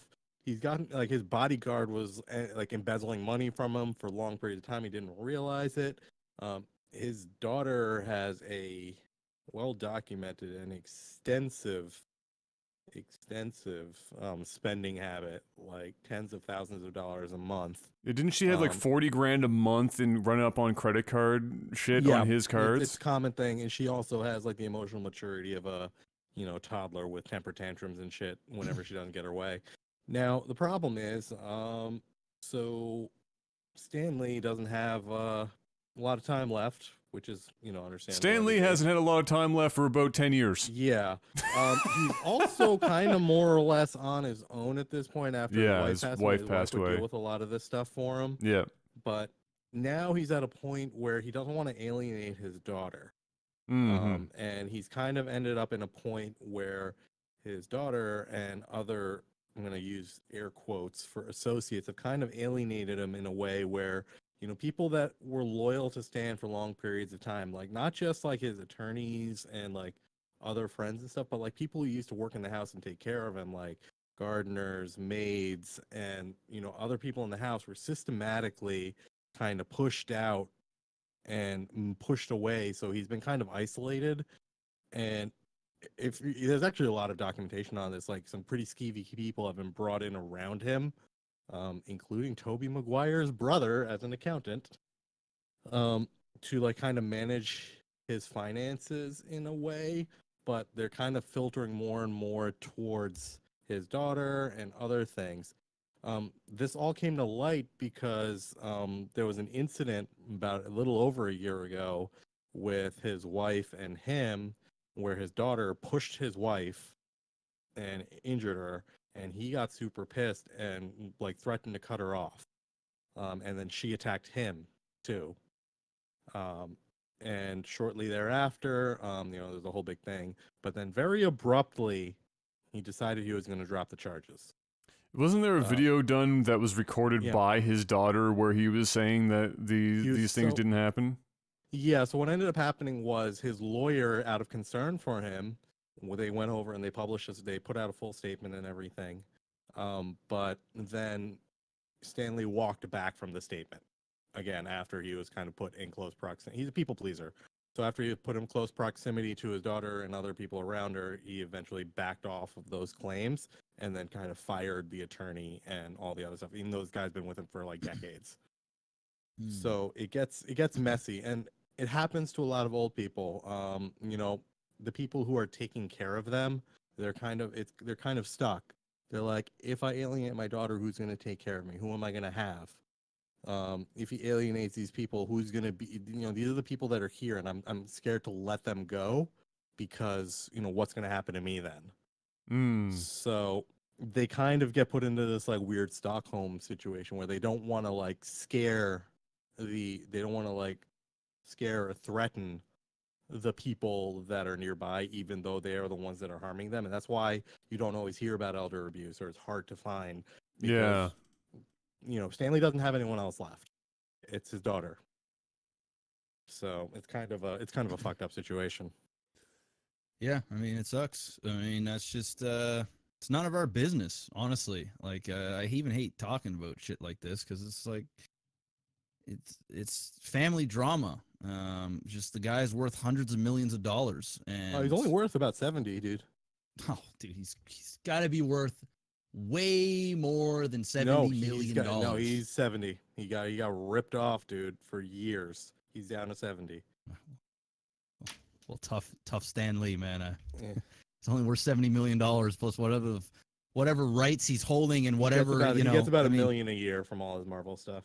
Yeah, so I mean, the guy, $1 million a year, that's it from all of his Marvel shit. I don't know, dude. These numbers seem a little, they seem very, very off. The guy is absolutely loaded, filthy rich, and it doesn't matter if it's $50 million, $200 million. Like, I'm going on 3 different websites. See one 50 million, one for 200 million, one for 150 million, one for 70 million. Who fucking knows? The guy is worth tens of millions or hundreds of millions of dollars, or had access at some point to hundreds of millions of dollars. Yeah. You know, and he's 95 years old and on the way out. Yeah. And people are swimming around him like sharks because they know there's gonna be a lot of money passed around, and he's also probably just been paying off his family. You know, you look at a guy like Stan Lee, who's I'm once again projecting, but extremely successful. Probably didn't spend a whole lot of time with his family, and probably used money as a way of making everything okay. Hey, yeah, sure. You need $1 million, daughter? Here you go. You need a house? Here you go. Well, that was my first. Here's this. Here you go. Well, that was eventually, my first. He set up a trust a while back because effectively him and his wife both knew how irresponsible his daughter was.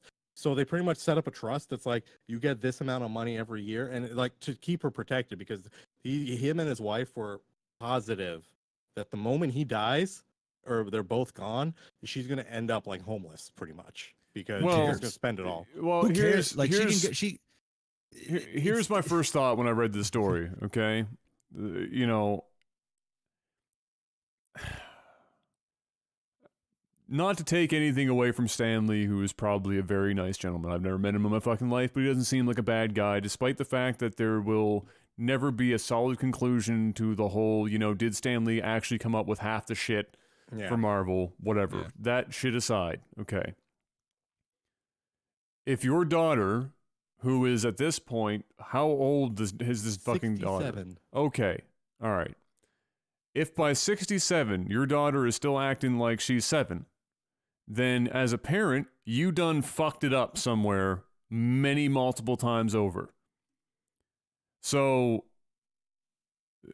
does that excuse a 67-year-old woman for acting 7 years old and abusing the elderly? Of course not.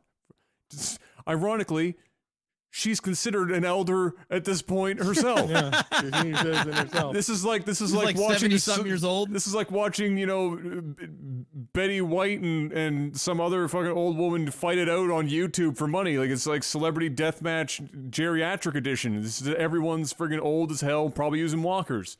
Okay, so it's fucked up. She shouldn't do it, but in very few circumstances are children that grow up to be assholes, do they just magically become assholes?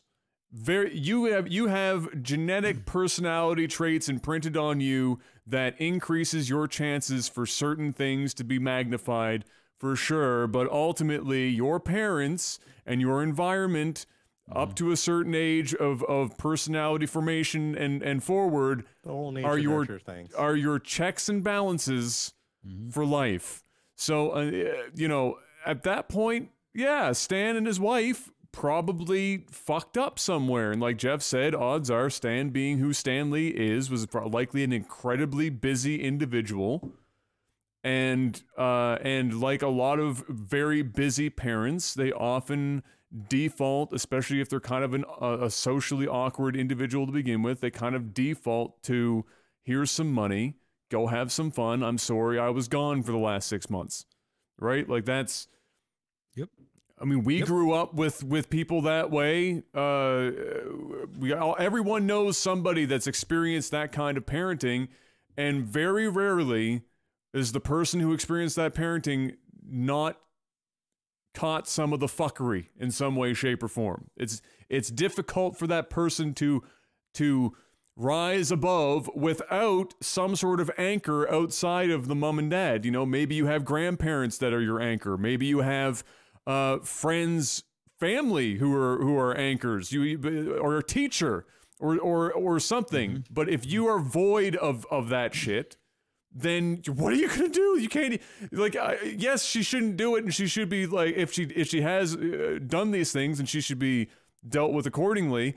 But at some point, there's also like an unfortunate reality that odds are Stan and his wife just didn't raise this child particularly well, and that shit just happens. It's just life. And yeah, it's probably hard to envision Stan Lee being a poor father, but well, I'm sure it's everybody parents in their own way, and there's no you know, I guess, right or wrong way. But when you're a celebrity and you're super uber famous and rich and everybody knows who you are, and you've got children, you're going to want to give the best for your kids, likely, and probably created a lot of bad spending habits for the daughter. And it's not like the daughter is 22 years old and young and just stupid and spending money.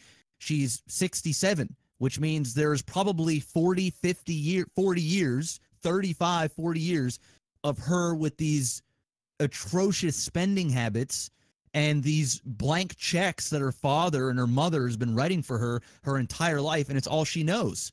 And reality is he's probably got people around him that are seeing what she's doing and still collecting money. He's getting older, and they're probably talking in his ear and saying, hey, you know, this isn't right the way she's treating you. Like, you know, you got to protect your legacy here. She's going to burn all your money. Like, when you go, she's going to spend all your money. And then he's going, well, she's my daughter and I'm 95.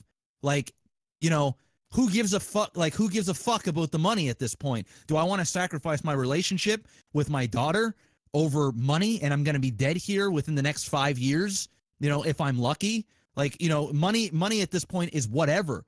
You know, spend the last, you know, hole of your life. You know, you're on the 18th hole. You're on the 19th hole right now, getting ready to grab your last steak dinner and a beer, and that's the show, right? Like, this is it. So when, you know, obviously you want to be responsible and put your money in order and get your affairs in order so you're not creating a legal shitstorm when you go, create more damage. But at the same time, I mean, habits have been made now. You know, he's probably thinking at 67. All right, now it's one thing. By the time you're like 21, it's already hard to change parts of your personality. You hit 67 years old. No, you're stuck in your ways. That shit is locked in. You're old people stuck. That's locked in. You don't give hard. a fuck anymore. You're still racist. You're old people You're stuck. still You don't racist, care. and you can't get out of it. Type shit. Like you Dude, just. you know, my fucking, you know, if it wasn't the case, like if we didn't turn my grandmother over to the dark side when I was like fucking 3 years old, she'd still be dropping N-bombs. Be like, yo, Yes. Nan, I'm fucking 31, Nan, I love you. You know, we're family. You know, and she'd drop an N-bomb right in my face. If that was the case, she still lived in that bubble. You know, and old people don't give a fuck either. They're like, I ain't changing for shit, motherfucker. They've already lived life. What I'm the 67, bitch. You ain't changing shit, motherfucker. I spend $40K a month, and my dad's worth fucking $50 million at least, motherfucker. You ain't telling me I got a solid like 10 years left of this body working correctly if I'm lucky. You think I'm changing now, motherfucker? And if you think fucking Jake Gyllenhaal's brother's gonna tell me any different, bitch, No. I don't think so. I don't give a fuck. You know, I'm taking this Spider-Man check to the bank, bitch. I don't give a fuck. That $1 million, what, you know, Stan Lee's getting a year for life, that shit's coming to me. I don't give a shit. She don't care. What this is family issues. Yep. This is some family shit. This is like if fucking me and my sister are like living in the house with my parents and she just won't get off the computer and she's sitting on the computer too long and I'm like, yo, I need the computer. You've been on it all day. It's my fucking time. Get off the computer. And then I go and yell at mom. And mom's like, guys, you need to figure this shit out yourself. I don't give a fuck anymore. I don't give a fuck about the computer. I don't give a fuck about nothing. That's what this is, except that there's tens of millions of dollars or $100 million involved. This is a family issue, and it sucks. And it sucks to see families torn apart over this dumb shit. But, you know, when you're throwing in all this kind of money and these spending habits, and all these yes men and people around you, you got fucking gardeners, you got maids, you got professional hold your dick while you piss people, you've got private jets, you've got accountants and lawyers, you've got, listen, this is what happens when you're super uber famous, rich, and you're about to die. That's it. Like, this is it. This is the problem of celebrity. And you know, it sucks. It's a problem I don't want to have. You know, well, it sucks, you know.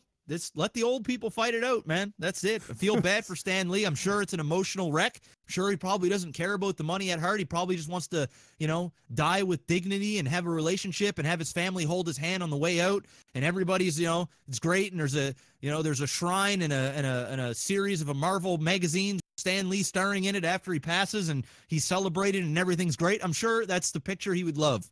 But the reality of it is he lived a long life. He's got some people that are leeching off him, and it isn't going to change because it's been going on probably the entire existence of his daughter's adult life, probably of his wife's adult life, and his lawyer skimming some more extra off top and putting in a couple extra hours when all he had to do was just write an email, but he charged Mr. Lee an extra $100,000. It's happened. Trust me. It's happened. It sucks. Sure. And I feel for him. I do, but you know, that's absolutely. That's it, man. I mean, I can't point my finger at the daughter, and I can't point my finger at Stan Lee. It's a family issue, and chances are everybody played a part to where it is now. Well, that's what, yeah, and that's it's unfortunate, and that's what I'm saying. I just, you know, the daughter's going to likely catch the majority of the flack for it because it's Stan Lee. But at the he's end, 95 years old on his deathbed, and worth all the money. At the end of the day, you know, the reality is that Stan's got a hand in it. Stan's wife had a hand in it. The daughter had a hand in it, and sucks. It sucks, but never meet your heroes. Never meet your heroes unless it's Dwayne The Rock Johnson. I don't think that guy can. I don't think that guy can disappoint me. Yeah. Well, I don't want to say anything, jinx it. Because we just at this point, you never know. You never know. Last thing. I don't know. I got a second wind here. Okay, what you got? When this thing started. Yeah. What's up? What do you think about this Facebook? This Facebook. Oh, the Facebook thing. Okay. So, yeah, go ahead, funny Benny. thing about that. My brother actually works for Facebook, and he's like the head of data analytics for them.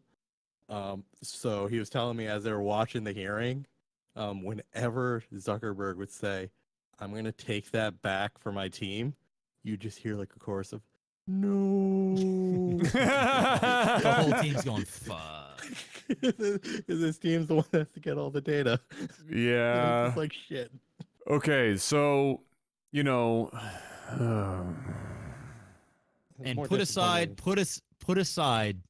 your hate for Facebook, because I'm more disappointed by so senators. here's the reality of it. Okay, so the reality of it is that anyone using Facebook currently and for long term, whether you just got in or you've been in long enough that you've had to opt into 47,000 revisions of the TOS. Okay, you've already skipped over not reading the 60,000 page manifesto that is the TOS, that describes to you in great detail in legalese so that you can barely fucking understand it unless you've gone to law school, that you are handing over your everything that is on that site. If you typed in, didn't even post the fucking thing, but typed in like 3 words and then went, I don't want to post that, and delete it, too bad. That shit's been fucking recorded.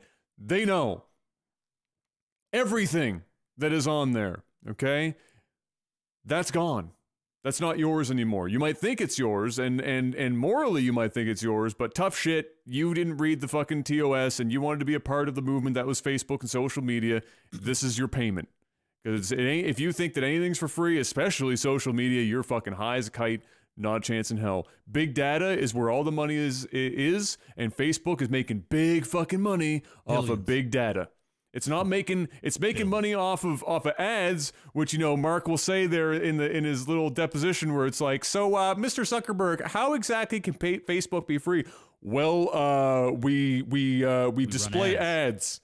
Fuck yourself, Mark Zuckerberg. You know exactly how you sell data, motherfucker. Get that shit out of here. You got ads to make it look fucking legitimate, and on the back end, I mean, big data is legitimate too, but you're just trying to hide the shit that you're doing with people's data.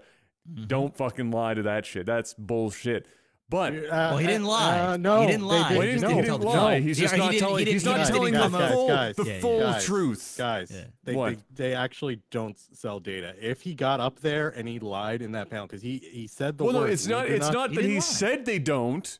He straight up said the words, "We do not sell data." That's said those horse words. shit. And I watched the entire hearing. I'm not saying that. No, I'm not saying that he didn't say that. No, he said the words, "We do not sell data." So now let me finish. Okay. So if they might be giving access to it, but not directly, whatever, through their platform. But if it comes out that they do sell data, and it's going to come out now at this point because they're still have to do a ton of investigation around it. But with him saying those words in a Senate hearing, under oath, if it comes out that he says that they are selling data, he's fucked. He's going to jail. Okay. That's felony. So what does Mark Zuckerberg care? Do you think he's going to go to like the hard time jail where he gets fucked in the ass by Bubba on a daily basis and eats cock meat sandwiches like it's going out of style? I mean, even if he doesn't sell data directly, he still sells data in a different way. Like he's still selling this information to these companies. Nobody in social media is not selling big data. That's just the way it is. Like, he may not be going, okay, I've got this data package. I've got 5 data packages here. Mr. Company, which one would you like to purchase? In a roundabout way, he's selling information. He's selling. He has a platform where someone can be like, they come up with a quiz and they do the data access thing, and people can get access that way by getting your implied consent with their stupid things. Yes. Or the way they give access to the data through the ad network is effectively saying, yo, you wanna advertise to people. This is the example they used in the hearing. Pretty much they come out and say, yo, you want to advertise to skiers? Okay, you tell us you want skiers, I will go send all this data out to skiers. That's like that. Facebook's the middleman, so Facebook again gets to do all the aggregation in the middle, which is more data for them. But again, I doubt they're going out there and saying cash for data, because that's a completely different story. Maybe, and you never know. They might, they might actually do that, but who knows? I would, if I was a betting man. I'm saying they're doing it because really, dude? How much? What's Mark Zuckerberg's net worth? What is his net worth? He owns Facebook. Okay. He owns Facebook. Is it 50 bill now? After the Facebook's shit tanked a bit, was it 55? Yeah, it's too much money. Okay. Okay. What is he going to get put away in jail for, like 5-10 years, which is never going to stick for long term anyway? He'd get out and he's still worth endless amounts of money. And that's playing the game that do they actually end up catching him, or have they written it in such a way that they can't pin it directly for being direct sales of big data to counter what he said in this little speech that he's given. So I mean, there's no universe that anyone could convince me that Facebook is not involved in big data in a slightly less than roundabout way, because you couldn't. Facebook isn't going to run on ads. It's just not. You can't. Facebook, no way could they afford to run on just fucking ads, especially given how they've barely only just in the last couple of years really started to push the shit in the first place. There's just no fucking way. I'm with you on this, dude. I'm with you. So I don't think that the question for this investigation is obviously surrounding the Russian thing. Nobody gives a fuck that he's got info on Sally and Billy Bob, and they're fucking selling it so that they can, send you Amazon ads as to whether or not you're going to buy, some shit for your child or you need a barbecue. Like, they don't give a fuck about that. What they give a fuck about is that Facebook might have been indirectly involved in influencing the election, which would be bad on a number of different levels.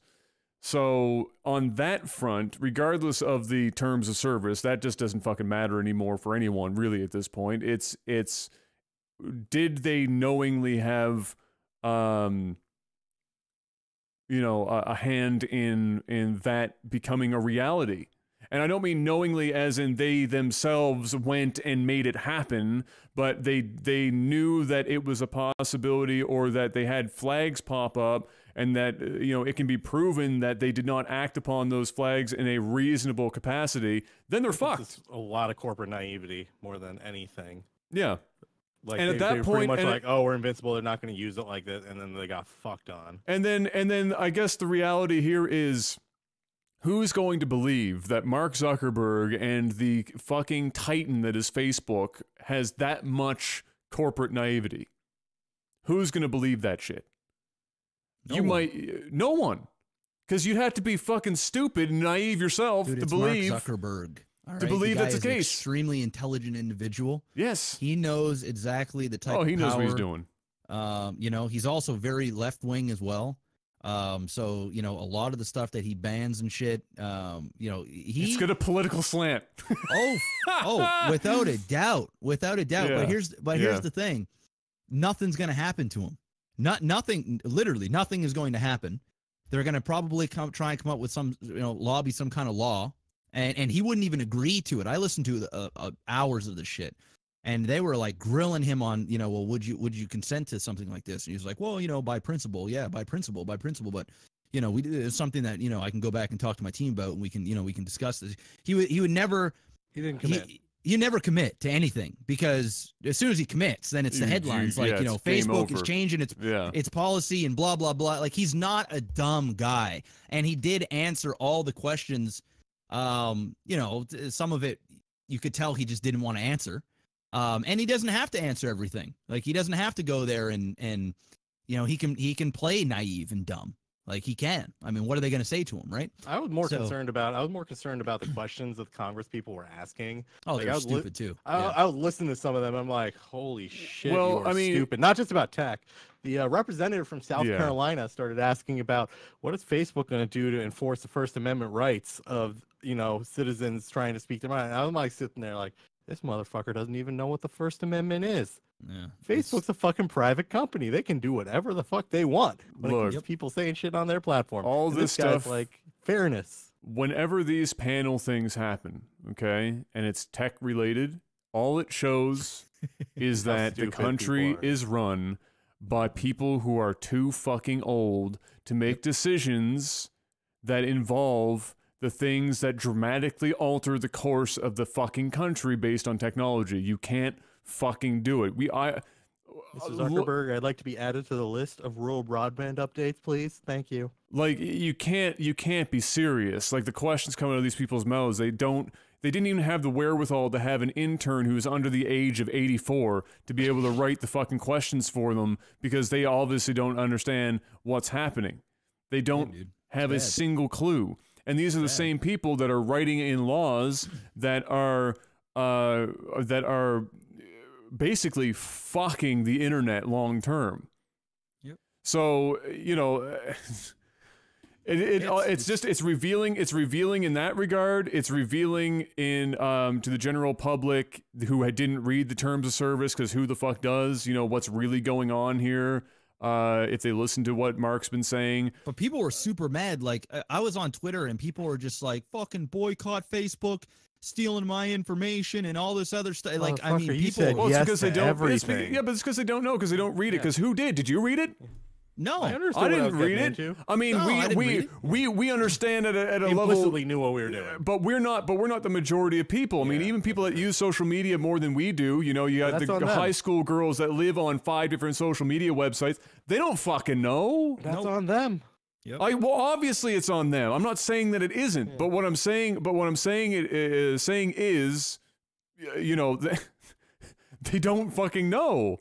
Yeah. And so that's why they're angry about it, is that they didn't know, and they're going to feel like they've been had. Now, what I will say is that, in fairness, there has not once in the history of the fucking universe been a TOS written that is not written to make sure that the layperson understands as little as humanly fucking possible, or that it is too long to want to make anyone want to read it, so that they just agree to get on with their fucking day. And that in itself, I've always felt is a bit of a fucking problem, and something that should probably change in the future, because it just results in a lot of people getting taken advantage of in ways that in other areas would be something that you could litigate for, but in this case you can't because it's contractual. So, you know, and the thing about this is a TOS doesn't supersede, you know, federal law. So that's why this Russian investigation thing is you know, the top of the shit pile here, because regardless of TOS, it doesn't matter. Let's just blame Trump. You know, let's just blame Trump. I mean, I'd like to, but unfortunately, everything's a shitstorm, and it all revolves around Trump all the time. So let's just blame Trump. Fuck him. It is a bit of mad at Facebook. Let's blame the president. It is a bit of a gong show, for sure. I mean, I only and truly use Facebook now for informing people when I go live, and occasionally and it doesn't even do that. It doesn't even fucking do that. It doesn't even do that. It doesn't even do that anymore. And then occasionally, you know, sending a happy birthday or whatever, and then that's literally it. I don't fucking like Facebook is garbage on my personal Facebook. That's I don't think I've posted it. My mom actually uses Facebook a lot, and she yells at me all the time. She's like, "Why didn't you like my post? Why didn't you like your dad?" Mom, I haven't been on Facebook in like months. She's like, "Can you log in and like it?" I'm like, "No." Well, that's the way it's nag going me now. until I log in and like things. And it's like, I don't use Facebook. Facebook is now being overran by middle-aged people, right? Yeah. Like the moms and dads, you know, that are finally getting into, you know, the internet and learning how it works. It's almost like they're discovering Facebook for the first time over the last couple of years, and they're pumped on it like we were when Facebook first came out, when it was actually new. You know, for me, I'm over it now. Like when you've been on it so long, for me it's more of, let's see what all my acquaintances, essentially, there's very few people I care about. Post a GIF. Yeah, it's just me going through, occasionally watch like a funny clip or something and read what people are saying, and I never really say or do anything. I give the odd like, and that's the show. Like I consume most of my content on just reading a Twitter feed or scrolling through Instagram, and Facebook is just there. I wouldn't be shocked if by the end of this year I don't have a Facebook account anymore. I would not be shocked. I've had multiple times where I've come close to just going on and shutting it all down, and like just giving Jeff like the admin for like the LAGTV account and just being like, all right, fuck it, I'm out of here. Like I'm getting closer and closer to it because I just don't care about Facebook, and I don't post anything there anymore. And I just find it to be an annoyance. I'm still on it because I think my mom would cry if I unfriended her. Oh, that's, you know, whatever. If people really want to get a hold of me, then they have my number because I've given it to them. And if they don't, well, then I don't really want to hear from them. So it doesn't matter. Exactly. Yeah, easy. So, you know, yeah, it just keeps getting closer and closer to that. But it's definitely a crapshoot. Yep. One way or another. Tech support. All right, let's make it a quick one. Ladies and gentlemen, tech support is here. Week 55. Gentlemen, if you could be immune to one disease, which would it be? Let's get cancer out of the way right away, because obviously everyone wants to say that. So if there was a secondary choice there, dude, what are we going for? I'd be going with friggin' the regular ass goddamn common cold. Being immune to that shit would be amazing. It's not a disease, though. Isn't it? No. Can you clarify disease then? Disease would be like a persistent thing. Yeah, like a more persistent thing, that's it's like a long-term, lifelong illness. You don't really get rid of a disease; you just mitigate it. Yeah, I guess heart disease would be a good one. I want to eat all the burgers in the world and not give a fuck. Yeah, heart disease for sure. That's pretty much what just kills my family straight up. Like my dad's side, man, it's just fucking. Actually, fucking Alzheimer's. That one runs in my family. Yeah, definitely heart disease for me. That's a good one because it's probably something I'm gonna have to face if I don't take care of my health as I get older. Yeah, I would say somewhere between dementia is also Yeah, well, dementia's not really a disease. Alzheimer's would be the disease. Dementia can just happen to everyone, but yeah, I would go somewhere between heart disease and Alzheimer's for Way to for drag sure. that one down, Adam. That's probably for sure. Yeah, Yeah. well, I mean, dementia, heads up, take care of yourself and start early. Yep. Reduce the chances of things happening. Start now. Don't be that guy that's like, I don't care. If I die at like 60, I don't fucking care. Because odds are, by the time you hit 55, you're going, well, fuck. I actually don't want to die at 60 or have any kind of, physical or mental issues because I'm kind of enjoying life right now. And I might have grandchildren coming and fuck, I kind of want to be around a little longer. Shit, I should have probably started eating healthier and exercising when I wasn't 55 years old and crippled. So, start early. Your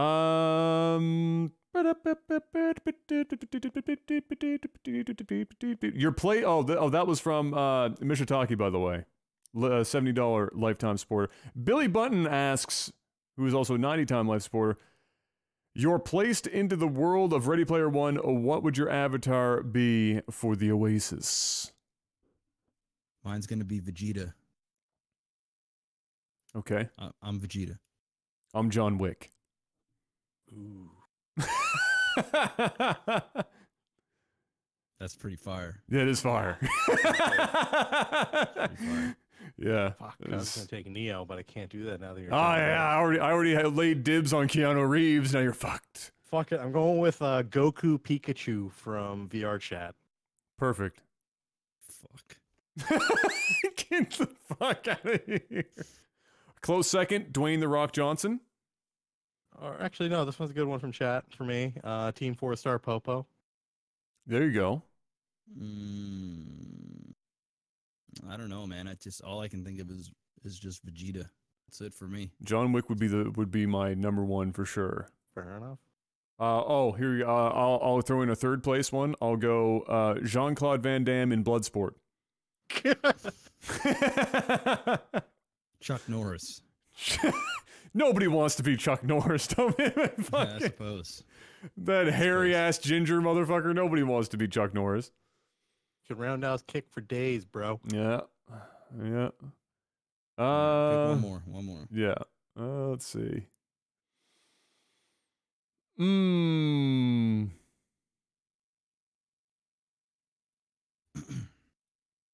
Oh boy. This is Duke, who is a $130 lifetime supporter. Shout out to Duke. In case you want to talk politics, which we already kind of did with the Facebook thing, what's your prediction on Trump getting impeached this year? Do you think it will happen? This is a yes, no. Is Trump gone in 2018? No. No. Is he gone before 2020? Yes. Yes. Really? Do you guys think that's really going to happen? Yes. If you've been watching the news for the past week, one, I'm actually contemplating finding somewhere else to go because shit's is getting kind of crazy.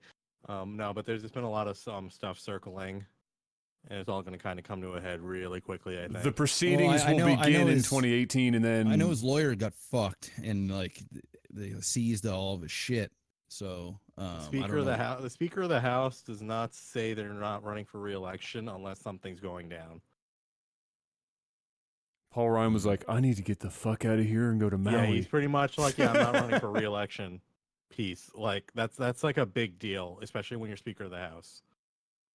We'll see. I just don't see it happening. I think this nightmare will go till 2020, but it will go down as America's biggest mistake and the worst president of all time. Which guaranteed. Is that good enough. If he gets reelected and all of the people that I am friends with in the States that have I move in with one of you guys? Well, if they don't move out of the country, then I've given up on you at that point. No, there's no way. Like there would actually be like I would probably cry. Like legit. People said like, Bush would like never get in again. Tears. Like I would legit shed tears. And like, Bush I would just be Bush went distraught. back to back, and they didn't, and nobody thought he would.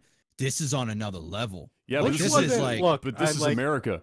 Like not hypothetically. I'm trying to find the right word, but like going back now and looking back at what Bush did, he wasn't that bad. Like SNL had it correct.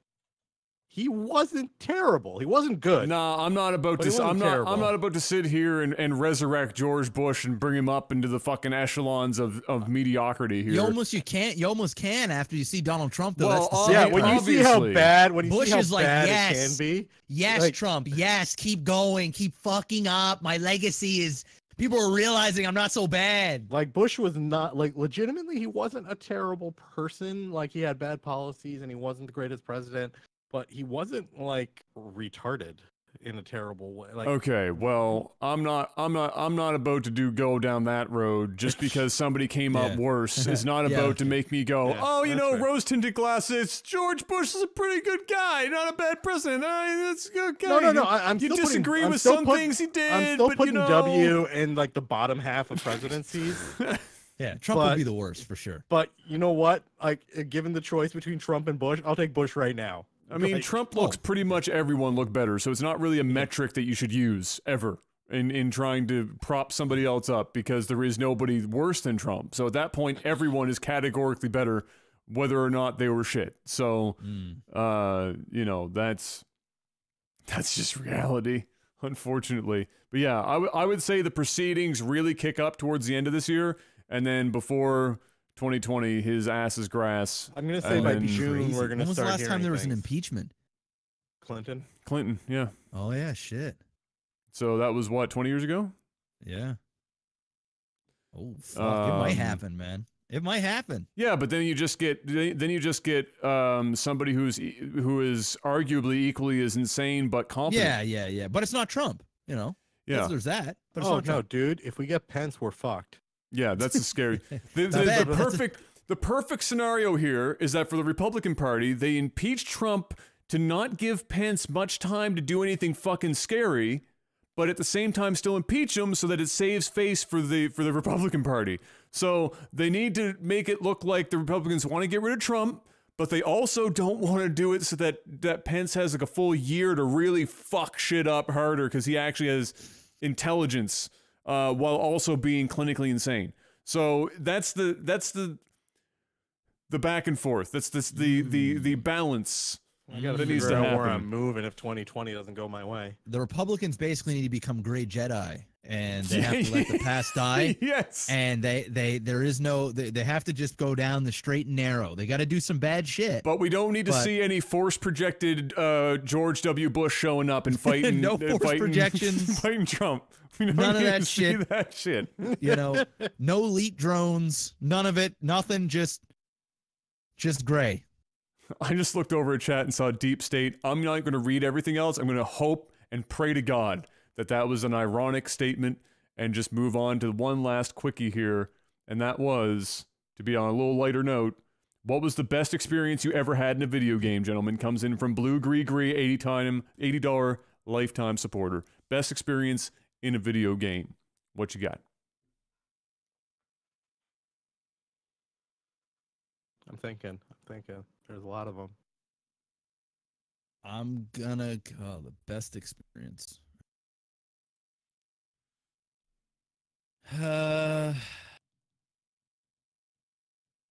Man, I've had a few. I'm gonna go ahead and say, damn, best experience I've ever had in a video game. I'm gonna go with first time I beat Control Room in GoldenEye on like the highest difficulty, because that fucking map defending friggin' Natalia on the computer was insane with everyone charging in. Beating that one, I actually think I jumped up and screamed, "Yeah, boy!" I'm yeah. gonna go ahead and say this is oh man. I'm gonna going. go- Yeah, go ahead. You go ahead. Go Okay, ahead. I'll ahead. give you a Give me couple another more second. seconds to think Yeah. about it.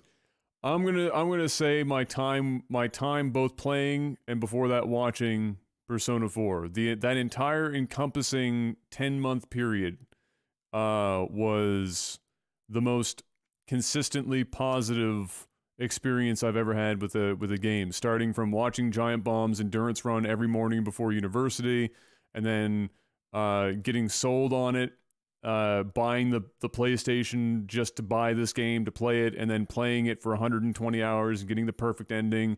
And even though I already knew how the game played out, it didn't matter. I fucking loved everything from start to end, and the payoff at the end was just so fucking good, and it's probably my most consistent positive experience that I've ever had with any game in that regard. And then the second, just it's not really up there too Adam far. always needs a second. He I always can need a never commit to second. one. But it's getting the invincibility cheat in GoldenEye 007 because that shit was a motherfucker.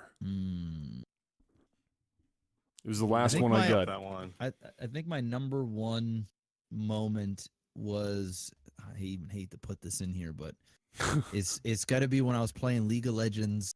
Oh. And I had a 23,000 viewer peak. Oh, that, yeah, okay. And it was just like I just, my energy, I got like lost in the moment. Like it was I don't know, it was probably the highlight of my career, definitely the peak, so to speak. Yeah, I even hate to put League of Legends in there because it wasn't nothing really to do with the game. It was more of just the what was happening at the time around the game. Yeah, what was happening at the time. Yeah. I can't put going Grandmasters because the first time I got Grandmasters, I felt like I belonged there for a long time. It was just a matter of a spot opening, and then my dad was downstairs, and there was like some shitty news about the family, and so I didn't want to celebrate because he was downstairs like fixing a smoke detector, and I hit GM, and I didn't like scream and yell and celebrate because it was just awkward. So that was kind of ruined. I would say probably the second best thing is being on stage on MLG. I remember watching that. Yeah, playing in the booth, even though I got my ass whooped. Hendrilisk, right? No, it was against Tyler. Yeah, Hendrilisk, he played in the bracket beforehand. Yeah, I played Liquid Tyler. And having Day 9 and DJ Wheat cast my game, I was nervous as shit, but it was surreal being in the booth. It's like something I always dreamed of. And then to actually be in there and do that and represent a team and I don't even know, I wasn't on a team Check at the 6, time. bro. Nah, dude, Wasn't it? I was sponsored by Ozone. I think I was just kind of. Was that Check Ozone? 6 at the time. I thought it was Check 6. No, because it we had the wasn't. Check 6 head poster. No, I don't think that was that event. Was it? I don't think it was that event. No, because I wasn't sponsored by Ozone during Check 6, and I know I was sponsored by. Yeah, Ozone Jeff then. didn't play on stage in Anaheim. I think he played on like Raleigh, I think, or Columbus. Yeah, I think it was Raleigh. Yeah. Yeah. But yeah, no, that was a really special time. Even though I got whooped. And the thing is I actually could have won one of the games, but I was so nervous that I missed a pylon and I everything got pushed back, and I still surprised them in the game, and it was like I was still doing reasonably well, but once it's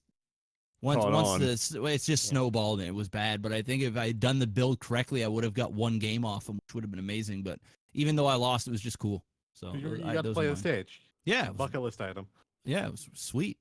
And when Starcraft was still relevant too, so that's a bonus. And its peak, man. That was its peak. On all the Reddit forums, reading the chat, fucking going crazy. The fellowship was like, it was something very surreal because I was always the guy that wasn't at that level, right? I wasn't the guy. Like I had my own way of playing and my own brute force way of doing things, and I always preached and kind of promised the fellowship great things, and even in those promises, I never really believed some of the shit I was saying. It was like it was show. It was part of the show. It was part of getting people on board and rallying the troops, and of course I was hardworking and I wanted to achieve these things, but I never really believed. And then to go on the main stage, it was like full circle. It was like I started in gold in my shitty apartment, and here I am main stage, and I actually have fans rooting for me, and it was like they were part of it. It's like they were on stage with me. It was like a big deal. It's a fucking big deal, man. It was cool. It wasn't like fucking Liquid Tyler going on stage for the 5th time. This was like MaximusBlack is on fucking stage right now. Main stage, not on some side B shit. To the chagrin of Starcraft Reddit. Stage. There's an overlay with his name and his country and his fucking Twitch shit and his When Cheese Fails co-creator shit. Like, I was there. Day9 was casting my shit. That was real, man. That was fucking cool, dude. That's the equivalent of being main stage LCS. It's like that G Leaguer that I sent you. Yeah, you were the 32-year-old like fucking physics guy that got pulled up. Yeah, that was on the bench, you know, putting in the work the whole time. You know, had his head down, never gave up, and got one opportunity and took the opportunity. And although didn't shine the way he did, but soaked it up and didn't waste the moment. Like, enjoyed it. It was cool, man. It was cool, very cool. Yeah, that was crazy. I liked not this gaming moment, but the I think one of the most fun things. I don't think it was that tournament. I can't remember. Maybe it was. I can't remember which one it was. But when we did the Dragon Ball Z on live stream at the fucking ball and shit, that was fire. Man. Dude, we were a fucking shit, bro. For like a very short period of time, we were shit. No, we ran StarCraft 2 for 3 years, bro. We ran StarCraft 2. You know, we're not there anymore. We're out the game, man. We're out the game. We're has-beens, and I accept that, man. Yeah. I accept that. But you know what? We never got the real respect that we honestly, I think that we deserved the amount of work we put in for that game. And I'm not salty about it. It is what it is. You know, we never got it from Blizzard. Never got it from, you know, in the main community. We had our niche. We didn't live in California. But I'm telling you, even the haters, bro, even the haters watch When Cheese Fails. Oh yeah. Whether they admit it or not, the numbers don't lie. The motherfuckers, they seen it, whether they watched a couple. Dude, the games were so fire that the motherfuckers would watch the shit hating us, but still watch the game was dope, man, but these fucking casters, bro. Terrible, fuck. yeah. You know, they still watched the shit. They knew who we were. We made an imprint. We created a series. You know, fuck, we were on Overwatch the other night and some random dude goes, is that fucking LAGTV? You know? I got noticed 2 more times. What was it? 2 more times. The last time I played by myself, I got noticed again. I was like, why am I getting recognized in Overwatch? I can't even go to a StarCraft stream anymore and get noticed, and I'm getting fucking picked up playing Overwatch. We made an impression. We didn't fucking just disappear. When we bowed out, we made a video. We told everybody. We were truthful. You know, it's our time, man. We did it. Like, we ran the shit. You know, we created this. We're still going, bro. We're still today. We're live right now. We have a podcast with at least 80 people. Yo, there's over $3,000 in support, man. That's more than 90% of the people that are in StarCraft making a living right now. We're still running. They're still supporting us. And I don't know that many people other than Day9 or Total Biscuit, who obviously went out and did other things smartly, like smart people that saw the downfall and went out there and didn't listen to the haters and just fucking said, fuck the haters, because ultimately you got to do what's good for you, because people, they only care about what they want, and that's it. And that was our mistake. And that's whatever. I got to live with that shit, and that's fine. But hey, we made an imprint on StarCraft, and we went and we saw it to the end. And I still love it, bro. I'm not done with StarCraft, man. I'm not fucking done with StarCraft. I can guarantee you I will retire playing StarCraft. My fucking last stream will be a StarCraft stream. Yeah. You know, when I got kids running around and I'm just ready to go, you know what, boys? That's it for me. I'm signing out one last time. Motherfucker will be StarCraft. I'm telling you. That's it, man. StarCraft is my lifeblood. And that's just it. And I never got invited to the 20-year anniversary shit. Where was LAGTV? Where was LAGTV? You guys didn't get your coins, did you? We didn't get no coins. I didn't even know coins I existed. got a fucking coin. You know, we didn't get no motherfucking coins. That's a lie. I got hit up by Machine, who I think works at Twitch. Yeah, he's at Twitch. He set up the SC20 event. Yes, and he actually messaged me and told me he was going to get back to me about a date where I could play in a tournament. But at the time, I was going to Dominican with my wife, So I was like, if it's after the 16th to 17th, I'm not gonna be home, but I would have loved to have. And I never heard anything back. So I don't know if the tournament actually went down during that time or what. I just kind of shut off social media. So I will retract what I said. He kind of gave me. It wasn't like an actual invite. It was more like, I'm waiting for dates and we're figuring this stuff out. But here it is. So I did kind of get invited in some way from him. But I mean, this is Machine, who was also a player who now works at Twitch and was just reaching out to probably people he was active around your time. Yeah. So he's probably like, fuck yeah, I'll call up MaximusBlack. But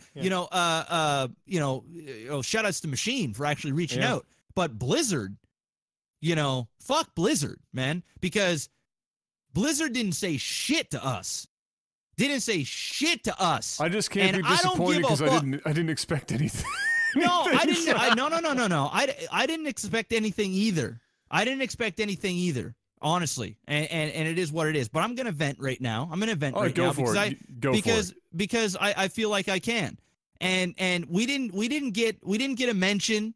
There wasn't even a small little clip in one of these montages of a when cheese fails or whatever. There wasn't an email. There wasn't a tweet on that 1 million view hype, bro. There was none of that shit, bro. There was none of that shit.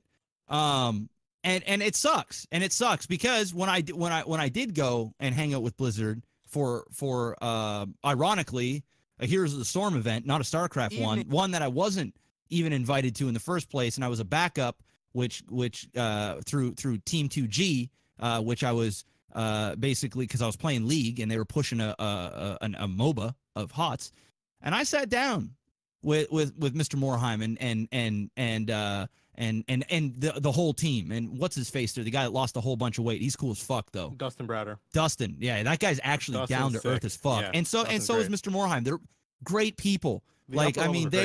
Oh my God, they're super down to earth people by and it's not their responsibility. Like Dustin, we sat and talked for like an hour, and he would recite When Cheese Fails games to me. He was like, yo, I'd be on the treadmill and I'd have When Cheese Fails up. Like that guy was like, I was fanboy. I was like, damn, dude, this guy is fucking, that's the dream.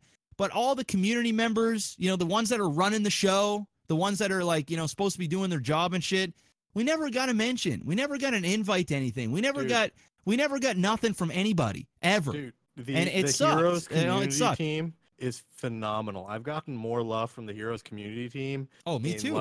In a couple of weeks than I did in the 8 years of StarCraft. Yeah, dude, I've gotten keys and shit from community members. Like when I was there, I got in contact with Heroes people. Actually, the people that if I need to talk to ball. somebody at Blizzard, I talk to them through the HOTS guys. Yeah. And then I try and weasel my way into getting a key or whatever. But not even weaseling. They're happy to help. Yeah, no, but I mean, they got to weasel to another department because they can't just say, oh yeah, we can do this for you. Oh, you need this. They can't just give it to you unless it's HOTS. If it's HOTS, then they can do it. But what I'm trying to say without, and I guess I kind of sound like a salty ex-girlfriend or something. It just would have been fucking cool to be acknowledged. In some way, because I don't care what anybody says, all the haters. Adam and I put in the fucking work, and we did something unique, and to at least not get a nod, in some way, it would have been nice. Am I upset about it? No, even though I am kind of ranting about it because it's my podcast and I can do whatever I want. But I'm not losing any sleep over it. It's not like I'm looking to get paid and never received $1 or cent from Blizzard ever. That's not what it is. It's more about like you put in the time. And it would just fucking feel good to just remember when Cheese Fails or the iconic fuck man. Good. You guys did good. Thanks, Panic. You guys did good. Thanks, Panic. I don't know how Adam feels. I know Adam doesn't give a fuck, but that's just like I said, like there was a time where I would have probably cared to a degree. But I just don't. Then it came to a point where I just didn't expect it anymore. So I couldn't be disappointed, right? Like, at the end of the day, I'm in the vast majority happy with how our StarCraft careers went down, and we did something that nobody else did until Husky bit our shit. That's whatever. But we did something completely different. We opened up StarCraft to a group of people that StarCraft community still to this day goes out of their way to fuck on. To try and get. Over and over again. How many copies do you think we sold to StarCraft, bro? Well, that's what I was about to say. I bet you that we probably sold more copies of StarCraft than any other creator, for the simple fact that we were catering to not professionals, and we were showing the light side of StarCraft and poking fun at being bad and that it's okay to be shit at StarCraft because it's a hard game. And I bet you we sold a shitload of StarCraft right off of doing LAGTV content. Yeah, like it sucks. Like, you know, not even a voice pack. You know what I mean? How cool would it have been if they're like, you know what, man, we didn't do shit for these guys forever. You know, let's just, you know, give them a voice pack. You know what I'm saying? That you know, how cool would it have been if you and I would have been. Yeah, but you know, again, something I didn't. like that. By the like time they were doing, by the time they were announcing voice packs, I already knew we weren't going to be doing a voice pack. Like it's just I knew it wasn't. Yeah, but I mean, happen. even if but the thing is even during then we were still doing these charity tournaments. We were still you know still doing our thing. It wasn't like we've fallen off the face of the earth. And I mean, even still, if we were in our prime and we were pulling in 100,000 to 300,000 views a video, we still weren't getting a fucking we still weren't getting an invite for any of this stuff. Like it still wouldn't have happened. Yeah, right? would it have been nice at some point in the 5 or 6 years that we were doing StarCraft content on the regular? Would it have been nice to have somebody reach out to us in any capacity, like not even in a significant capacity, but in any capacity? Yeah, it would have been kind of nice. But you know, they're I think big. I don't know, big company, I think at the end of the day, it's just we didn't live in California and we didn't get to rub dicks with everyone else, and that's basically what it is. We were two dudes from buttfuck nowhere, Canuckville, the joke, Canuckville, Canada, that was too far away and too distant in just, I guess, every capacity to be bothered to reach out. But at the same time, the irony is that everyone we've ever talked to has at least seen and enjoyed one episode of something that we've done, whether they reference the same, episode 8 of the first season, or maybe it's 6 or 7. 6, 7, and 8 are like the 3 most referenced episodes. But, every one of them, whether they were part of the company or whether they were part of the community on the small scale or on the scale of an Artosis and Tasteless, they all saw it. They all enjoyed it to some capacity. Bless Sean for still not fucking remembering my name and going with Nova Starcraft. But that was. You never did get around to changing your name, did you? No, unfortunately, I didn't take the time. But that's. I think that's the reality is a mixture of things. I think that even internally at Blizzard, they were elitist with StarCraft, full stop. And so if you weren't furthering that ideal, mind share that they were going for with people in the community of this, super. Professional, super difficult RTS with this, busy and successful esports, mecca shit where it's all over the world and it's huge, and if you weren't caught up in that, then it just didn't really fucking matter. Yeah. And you could see that because, there were guys that we worked with very early on that were 1/100th of our size for a long time that stuck it out with just casting the same shit as everyone else with professional level games until Blizzard just called them up or somebody just called them up. Calaris is a good example of somebody that got into the Blizzard train, and I think it's also because he was in a demographic, like he was overseas where they needed casters. But it was just a style of thing. It was they were looking for people to continue casting the game for high level professional StarCraft.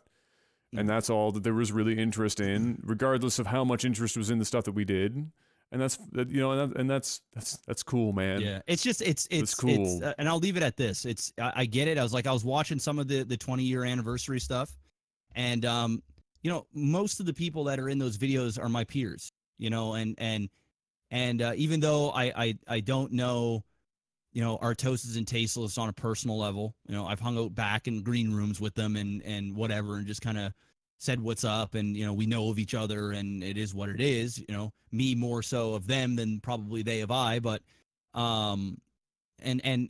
people like In Control, and even Nathanius. I guess Nathanius would be like the closest, because he was sort of the last kind of guy. Well, he was a LAGTV fan converted into a casting that we both knew was going to be successul if he kept exactly at it. And so when I'm watching the 20-year anniversary, it's just like they're celebrating 20 years of Starcraft, and I'm just looking back at Starcraft 2, because a lot of those people that are celebrating with them have been in since Brood War.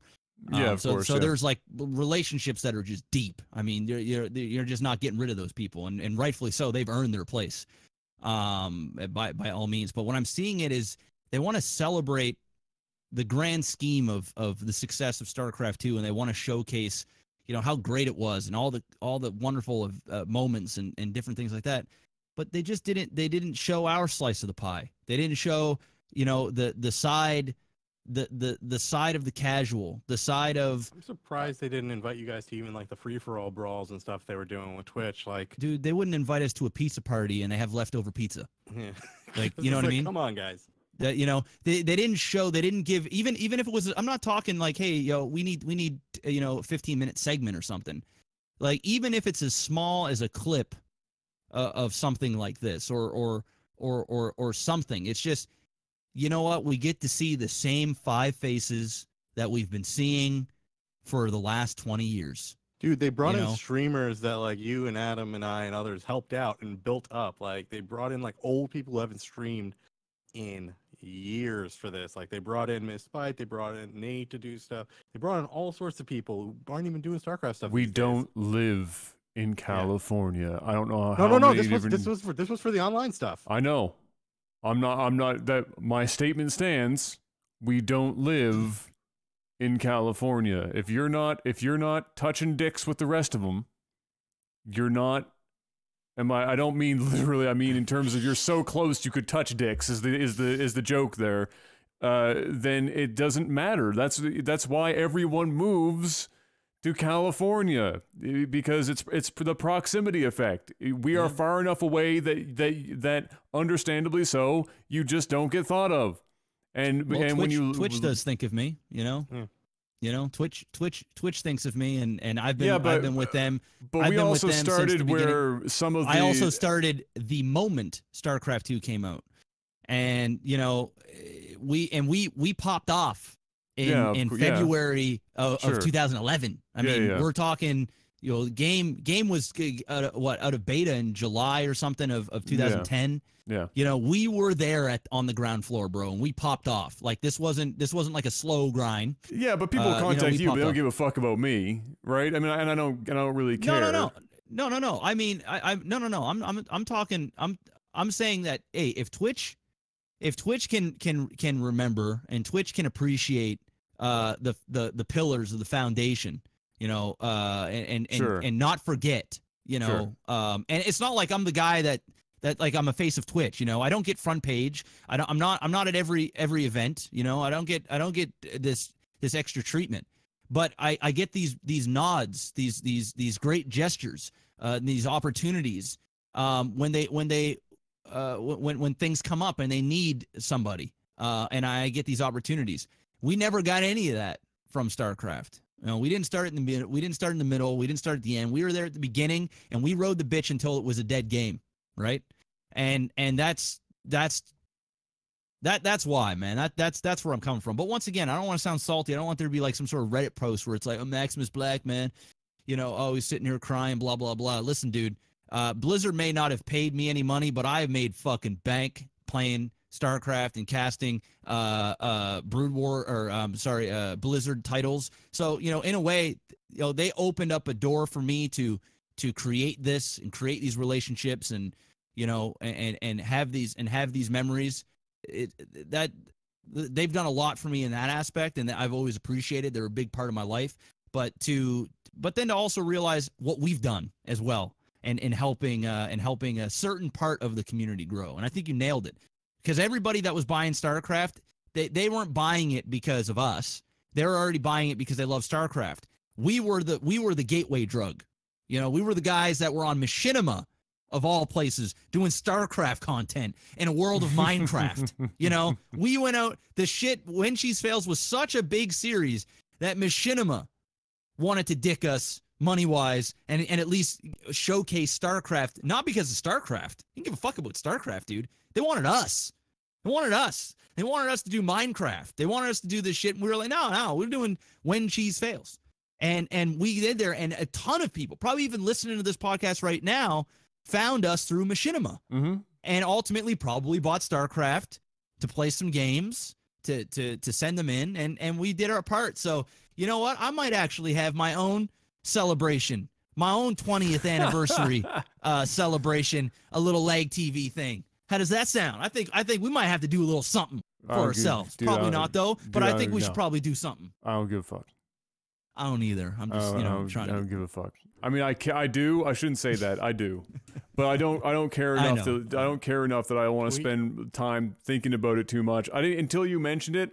I didn't even think about it. Didn't even cross my mind. I knew the 20th anniversary thing was happening. I knew all the shit. I didn't even pass through my mind. Because again, I didn't brought it up. Yeah, because I didn't expect it. Because I didn't even fucking. I didn't expect it. But now when you think about it, though, you see it though. You see it. Well, yeah, I find it a bit odd that there are people that were definitively less integral to the StarCraft community that were brought up to do these things for the event, and we're not even like a 0.2 second, hey, that blue block is moving clip.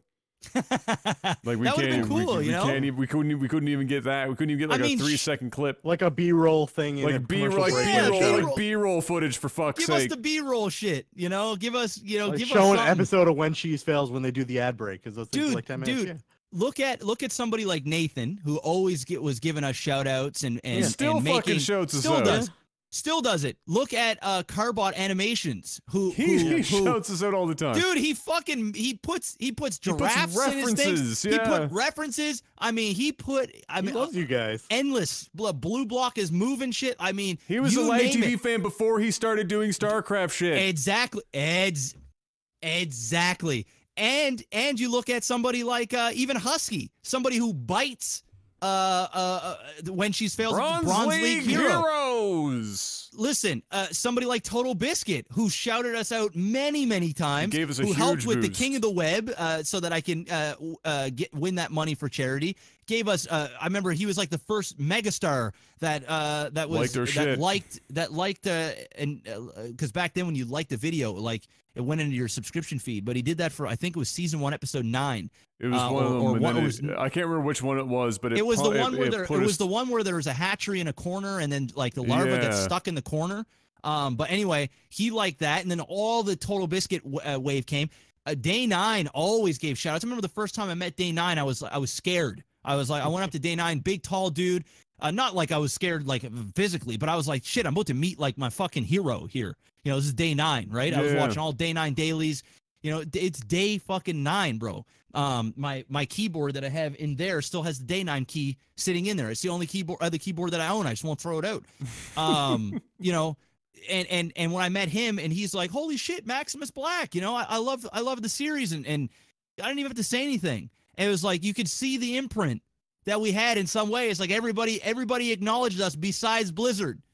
It's like everybody. It was like even if they were purposely going out there to say, nah, we don't want to deal with LAGTV. They're a little bit too controversial. I don't want to deal with it. Everybody else is still dealing with it. Everybody else is still giving the nods, man. And I guess that's the main reason why I never got really upset about it, is because you know what, we got the love where it was needed, in our peers, in our community member, and the people that that I guess respect their elders type shit, right? It's like, I'm getting old now, and we got the love, I guess, where it's needed. It's just like sometimes you want your dad to tell you he loves you, but it's okay. My mama tells me she loves me. I've gone this long without you, pops. It's more like my best friend's mother tells me that she loves me. Yeah, but my parents won't. But my parents okay. won't. That's okay. It's okay. Somebody loves me. Anyway, we is rambled crazy. on about StarCraft. All seriousness, I do love Blizzard. I'm just, how many times have we had this fucking conversation now? Because it's become it's a fucking rooted, meme. man. It's become a meme. It's deep seated. It's a complex bro. now. It's a complex now. It's fucking deep seated, man. It's the huge part of our life, whether we want to acknowledge it or not. We put it in the back of our brain and put it away somewhere so that we don't really have to remember. Dude, I was at friggin' PAX, and I was at PAX, and I'm like standing there, and I wasn't there as media or anything. I was there for fun, and I was like talking to some of the people, and I was like, oh yeah, I wish I got a chance to like check out Kane and stuff, here for the panel and stuff. They're like, do you want to just go to the media room and play? I can get you an appointment. They like just hooked me up. I'm like, is this what recognition feels like? Holy shit. And like literally like a couple of hours later, usually people forget. A couple of hours later, I get a DM saying, hey, your appointment's set for tomorrow. Just show up. You're good to go. I go and show up. They're like, oh yeah, we got you. Let's go. And I have to play Decker Game for like an hour. I'm like, this is pretty awesome. Bro, you want to know what recognition for LAGTV feels like? All right, let me tell you a quick little story. All right, a little story. All right, so we get to MLG. All right. And we're everyone else in the StarCraft community is in the first 2 rows at main stage. Oh. Okay? We walk in. Total Biscuits noticed us. In Control, we're talking with everyone because everyone knows who we are because this is the height of fucking StarCraft. Literally everyone in the building knows who we are. We're like the Wachowski brothers before they were like the Wachowski sisters. The Wachowski brothers or whatever. Yeah, they're sisters now. Yes, they're sisters now. Yeah, we released the Matrix and people were like, "Damn, I'm the Matrix creators." Everyone knew who we were in the building. We couldn't get seats anywhere. We had to stand in the back, and people were walking up to us, recognizing us, and going, why are you guys standing back here? Shouldn't you be sitting up there in the front? And we were like, well, you see, it's funny you should say that. Nobody fucking cares. So we're here. And yeah, would you like us to sign some? Yeah, sure, we'd sign some shit. It would just be so fucking weird. We're signing, and people are like looking because when you're at those conventions and you start signing shit, people around will notice, and then they'll start to wonder what's going on, and then they'll walk off, and then they realize that the 2 dudes that just signed like 5 or 6 things and shit are still standing at the back of the fucking room. They have nowhere to sit. It was just so fucking crazy. That was like every event we went to. That's how it went down. Yeah. We would steal seats. You guys for a bunch of them. We would steal seats in the front rows until somebody came and fucking removed our asses because we couldn't even get seats. Yeah. We couldn't get media passes unless we like begged for it. And we usually had to get to the events and then try and like swoondle some motherfucking security guard for like media passes or some shit. And then even when we were promised media passes on at least one event, they wouldn't give us the media passes when we got there. That was. We're sounding like a bunch of divas, but like honestly, if people kind of saw what happened, being a diva and like just getting just weird common recognition of, hey, you exist. It was just surreal because everyone knew who we were, and so there was a level of importance there. This was like at the peak of shit where every video we posted was 250, 300,000 views, and then we're like, we get to the StarCraft event, and we couldn't even get the fucking bottle of water. Motherfuckers walk around back. Yo, can I get a stick of deodorant, please? Like, hook a brother up. Now you can have this can of NOS, though. So, okay. Yeah, How do you like Dr. Pepper? Does it make you happy? Pepper. No, not really. But it's all good, man. It's all good. We'll cry about it again in a few months. I haven't had a Dr. Pepper since MLG Columbus when they didn't even allow water in the venue. That was us for Rhode Island. Where they had it never had Dr. Pepper again. I haven't drank it yet. Since then, it's been years. Yeah. I can't. They started drawing arrows on the floor to point to other containers full of Dr. Pepper. Like they No did. water. You weren't allowed to bring anything No, else into I had a the security venue. guard search Just my bag to find a bottle of water. I was like, "Bitch, do you realize they only have Dr. Pepper in here? I don't want to try and hydrate myself with Dr. Pepper. It's 1,000 degrees. It's a bunch of sweaty fucking nerds. Need water. I'm here for 8 hours. I need water. I don't want to rely on Dr. fucking Pepper until I'm sweating it out of my ass for the next 3 weeks. Can I just get this bottle of water? Sorry, bro, I just can't do it. It was brutal. Absolutely brutal. Well, they forbid water in the venue. You could drink water on the outskirts of the venue. They only did it for like pushing that 2 or Dr. 3. Pepper. They did it for like 2 or 3 events for MLG, and then after that they stopped. I think I they're fucking getting hate trouble. Dr. Pepper too. I never Yeah. liked it before that, and I ended up like I was you know, okay with it, and then after that event, I'm like, I can't. I started It's all you could gagging when smell, people say dude. doctor. BO and Dr. Pepper. You'd Yeah. walk on the ground and your feet would stick. It was Yeah. so it was fucking gross. gross. Awful. It's It was terrible. disgusting. It was just Absolutely disgusting. terrible. Hate, The best hate Dr. Pepper sponsorship now. opportunity that ever happened was friggin' the cons, and them started partnering with Old Spice. You walk in, you get your little goodie bag in there, Deodorant. a little mini container of Old Yeah. Spice. Yeah. Twitch Use still it. gives that out at TwitchCon Oh, and yeah. stuff. They put Yeah. in little You got those streamers. deodorant You got sticks. streamers who start giving it out, saying, "Yo, man, use it." You know Yep. what I think? You know what I think happened? You know what I think happened? Honestly, sometimes I think this is how it went down. We had our Hygiene. success train that ramped up, and then we did the NASL shit and the fucking rape controversy thing shit all over our opportunities for long enough that we just were into obscurity at that point. I'm not sure. I don't think that's it because, you know, the NSL thing was we went out and we asked about what was going on with that, and they you know, we could have bleeped it out. We could have given them the because we recorded 2 episodes. We could have given them the other one. They said they watched them both. They wanted the one with the rape thing in it. They said it was okay. For those that don't know, we said like spine crawler rape in one of the bases or something. Yeah. And we legitimately asked him about Yeah, it because like- when we were done with it, we're like, you know, we don't know if we're able to say this, yeah. but you know, it's LAGTV as well. I honestly don't think that's it because Blizzard did work with me, like, you know, in some way. I did Yeah, the I HOTS suppose. thing with them, Yeah, that's dude. true.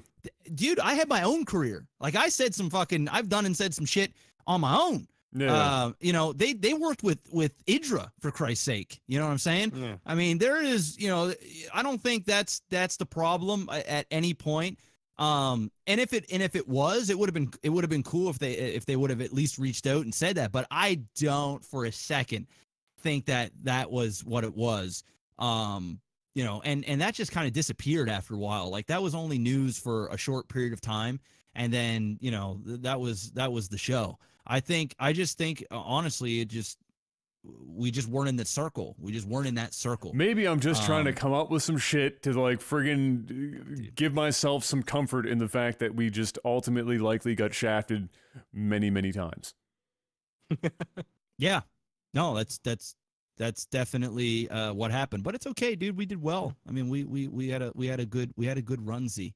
We had a good run, and you never know. I wouldn't mind Hey. that coin though. And you never know. Never say never, but there You guys might shoulda be another asked me. run I at coulda some gotten you point. guys coins. You just don't know. You just don't know. Will we see a StarCraft 3? Will StarCraft come up with another big expansion? You know, will they change the game again and make cheese relevant? Who knows? You know, or maybe it's just a conspiracy where they came up with Legacy of Void to kill cheese, to take us out. You didn't think of that? Taking it a step further. Yeah, you didn't think of that, huh? Oh my god. What a Anyway. gong show. Anyway, fuck. Guys, this has been the longest podcast we've had in A long time. a long And I time. started dead too. You guys started talking You about like woke up. underage shit, and I got Guys, worked up. and I'm like, I've got under a half an hour to order some food because I was gonna cook some food after this, at 12:30. but I haven't eaten dinner yet What are you because gonna- I what are you was ordering out. I was out at all this day. late? I'm gonna hook it up with that Jesse's burger, bro. Can we I end fucks this? with a Like, Jesse I gotta- Bird right now. I gotta catch a train, bro. Fucking crush a Jess Bird, bro. I would just absolutely crush it. I'd fucking drive to your house to eat the burger. So fucking hungry. That's right probably where we're going with that right now. Because I was gonna cook some shit because I just got groceries today, but then I realized that it's 12:30, and I still have to edit this podcast. And the odds of me wanting to cook and then edit this podcast, no. Tomorrow, I'll cook tomorrow. So, ladies and gentlemen, on that happy note, it's time to thank the people that we don't want to forget. Our Patreon producers.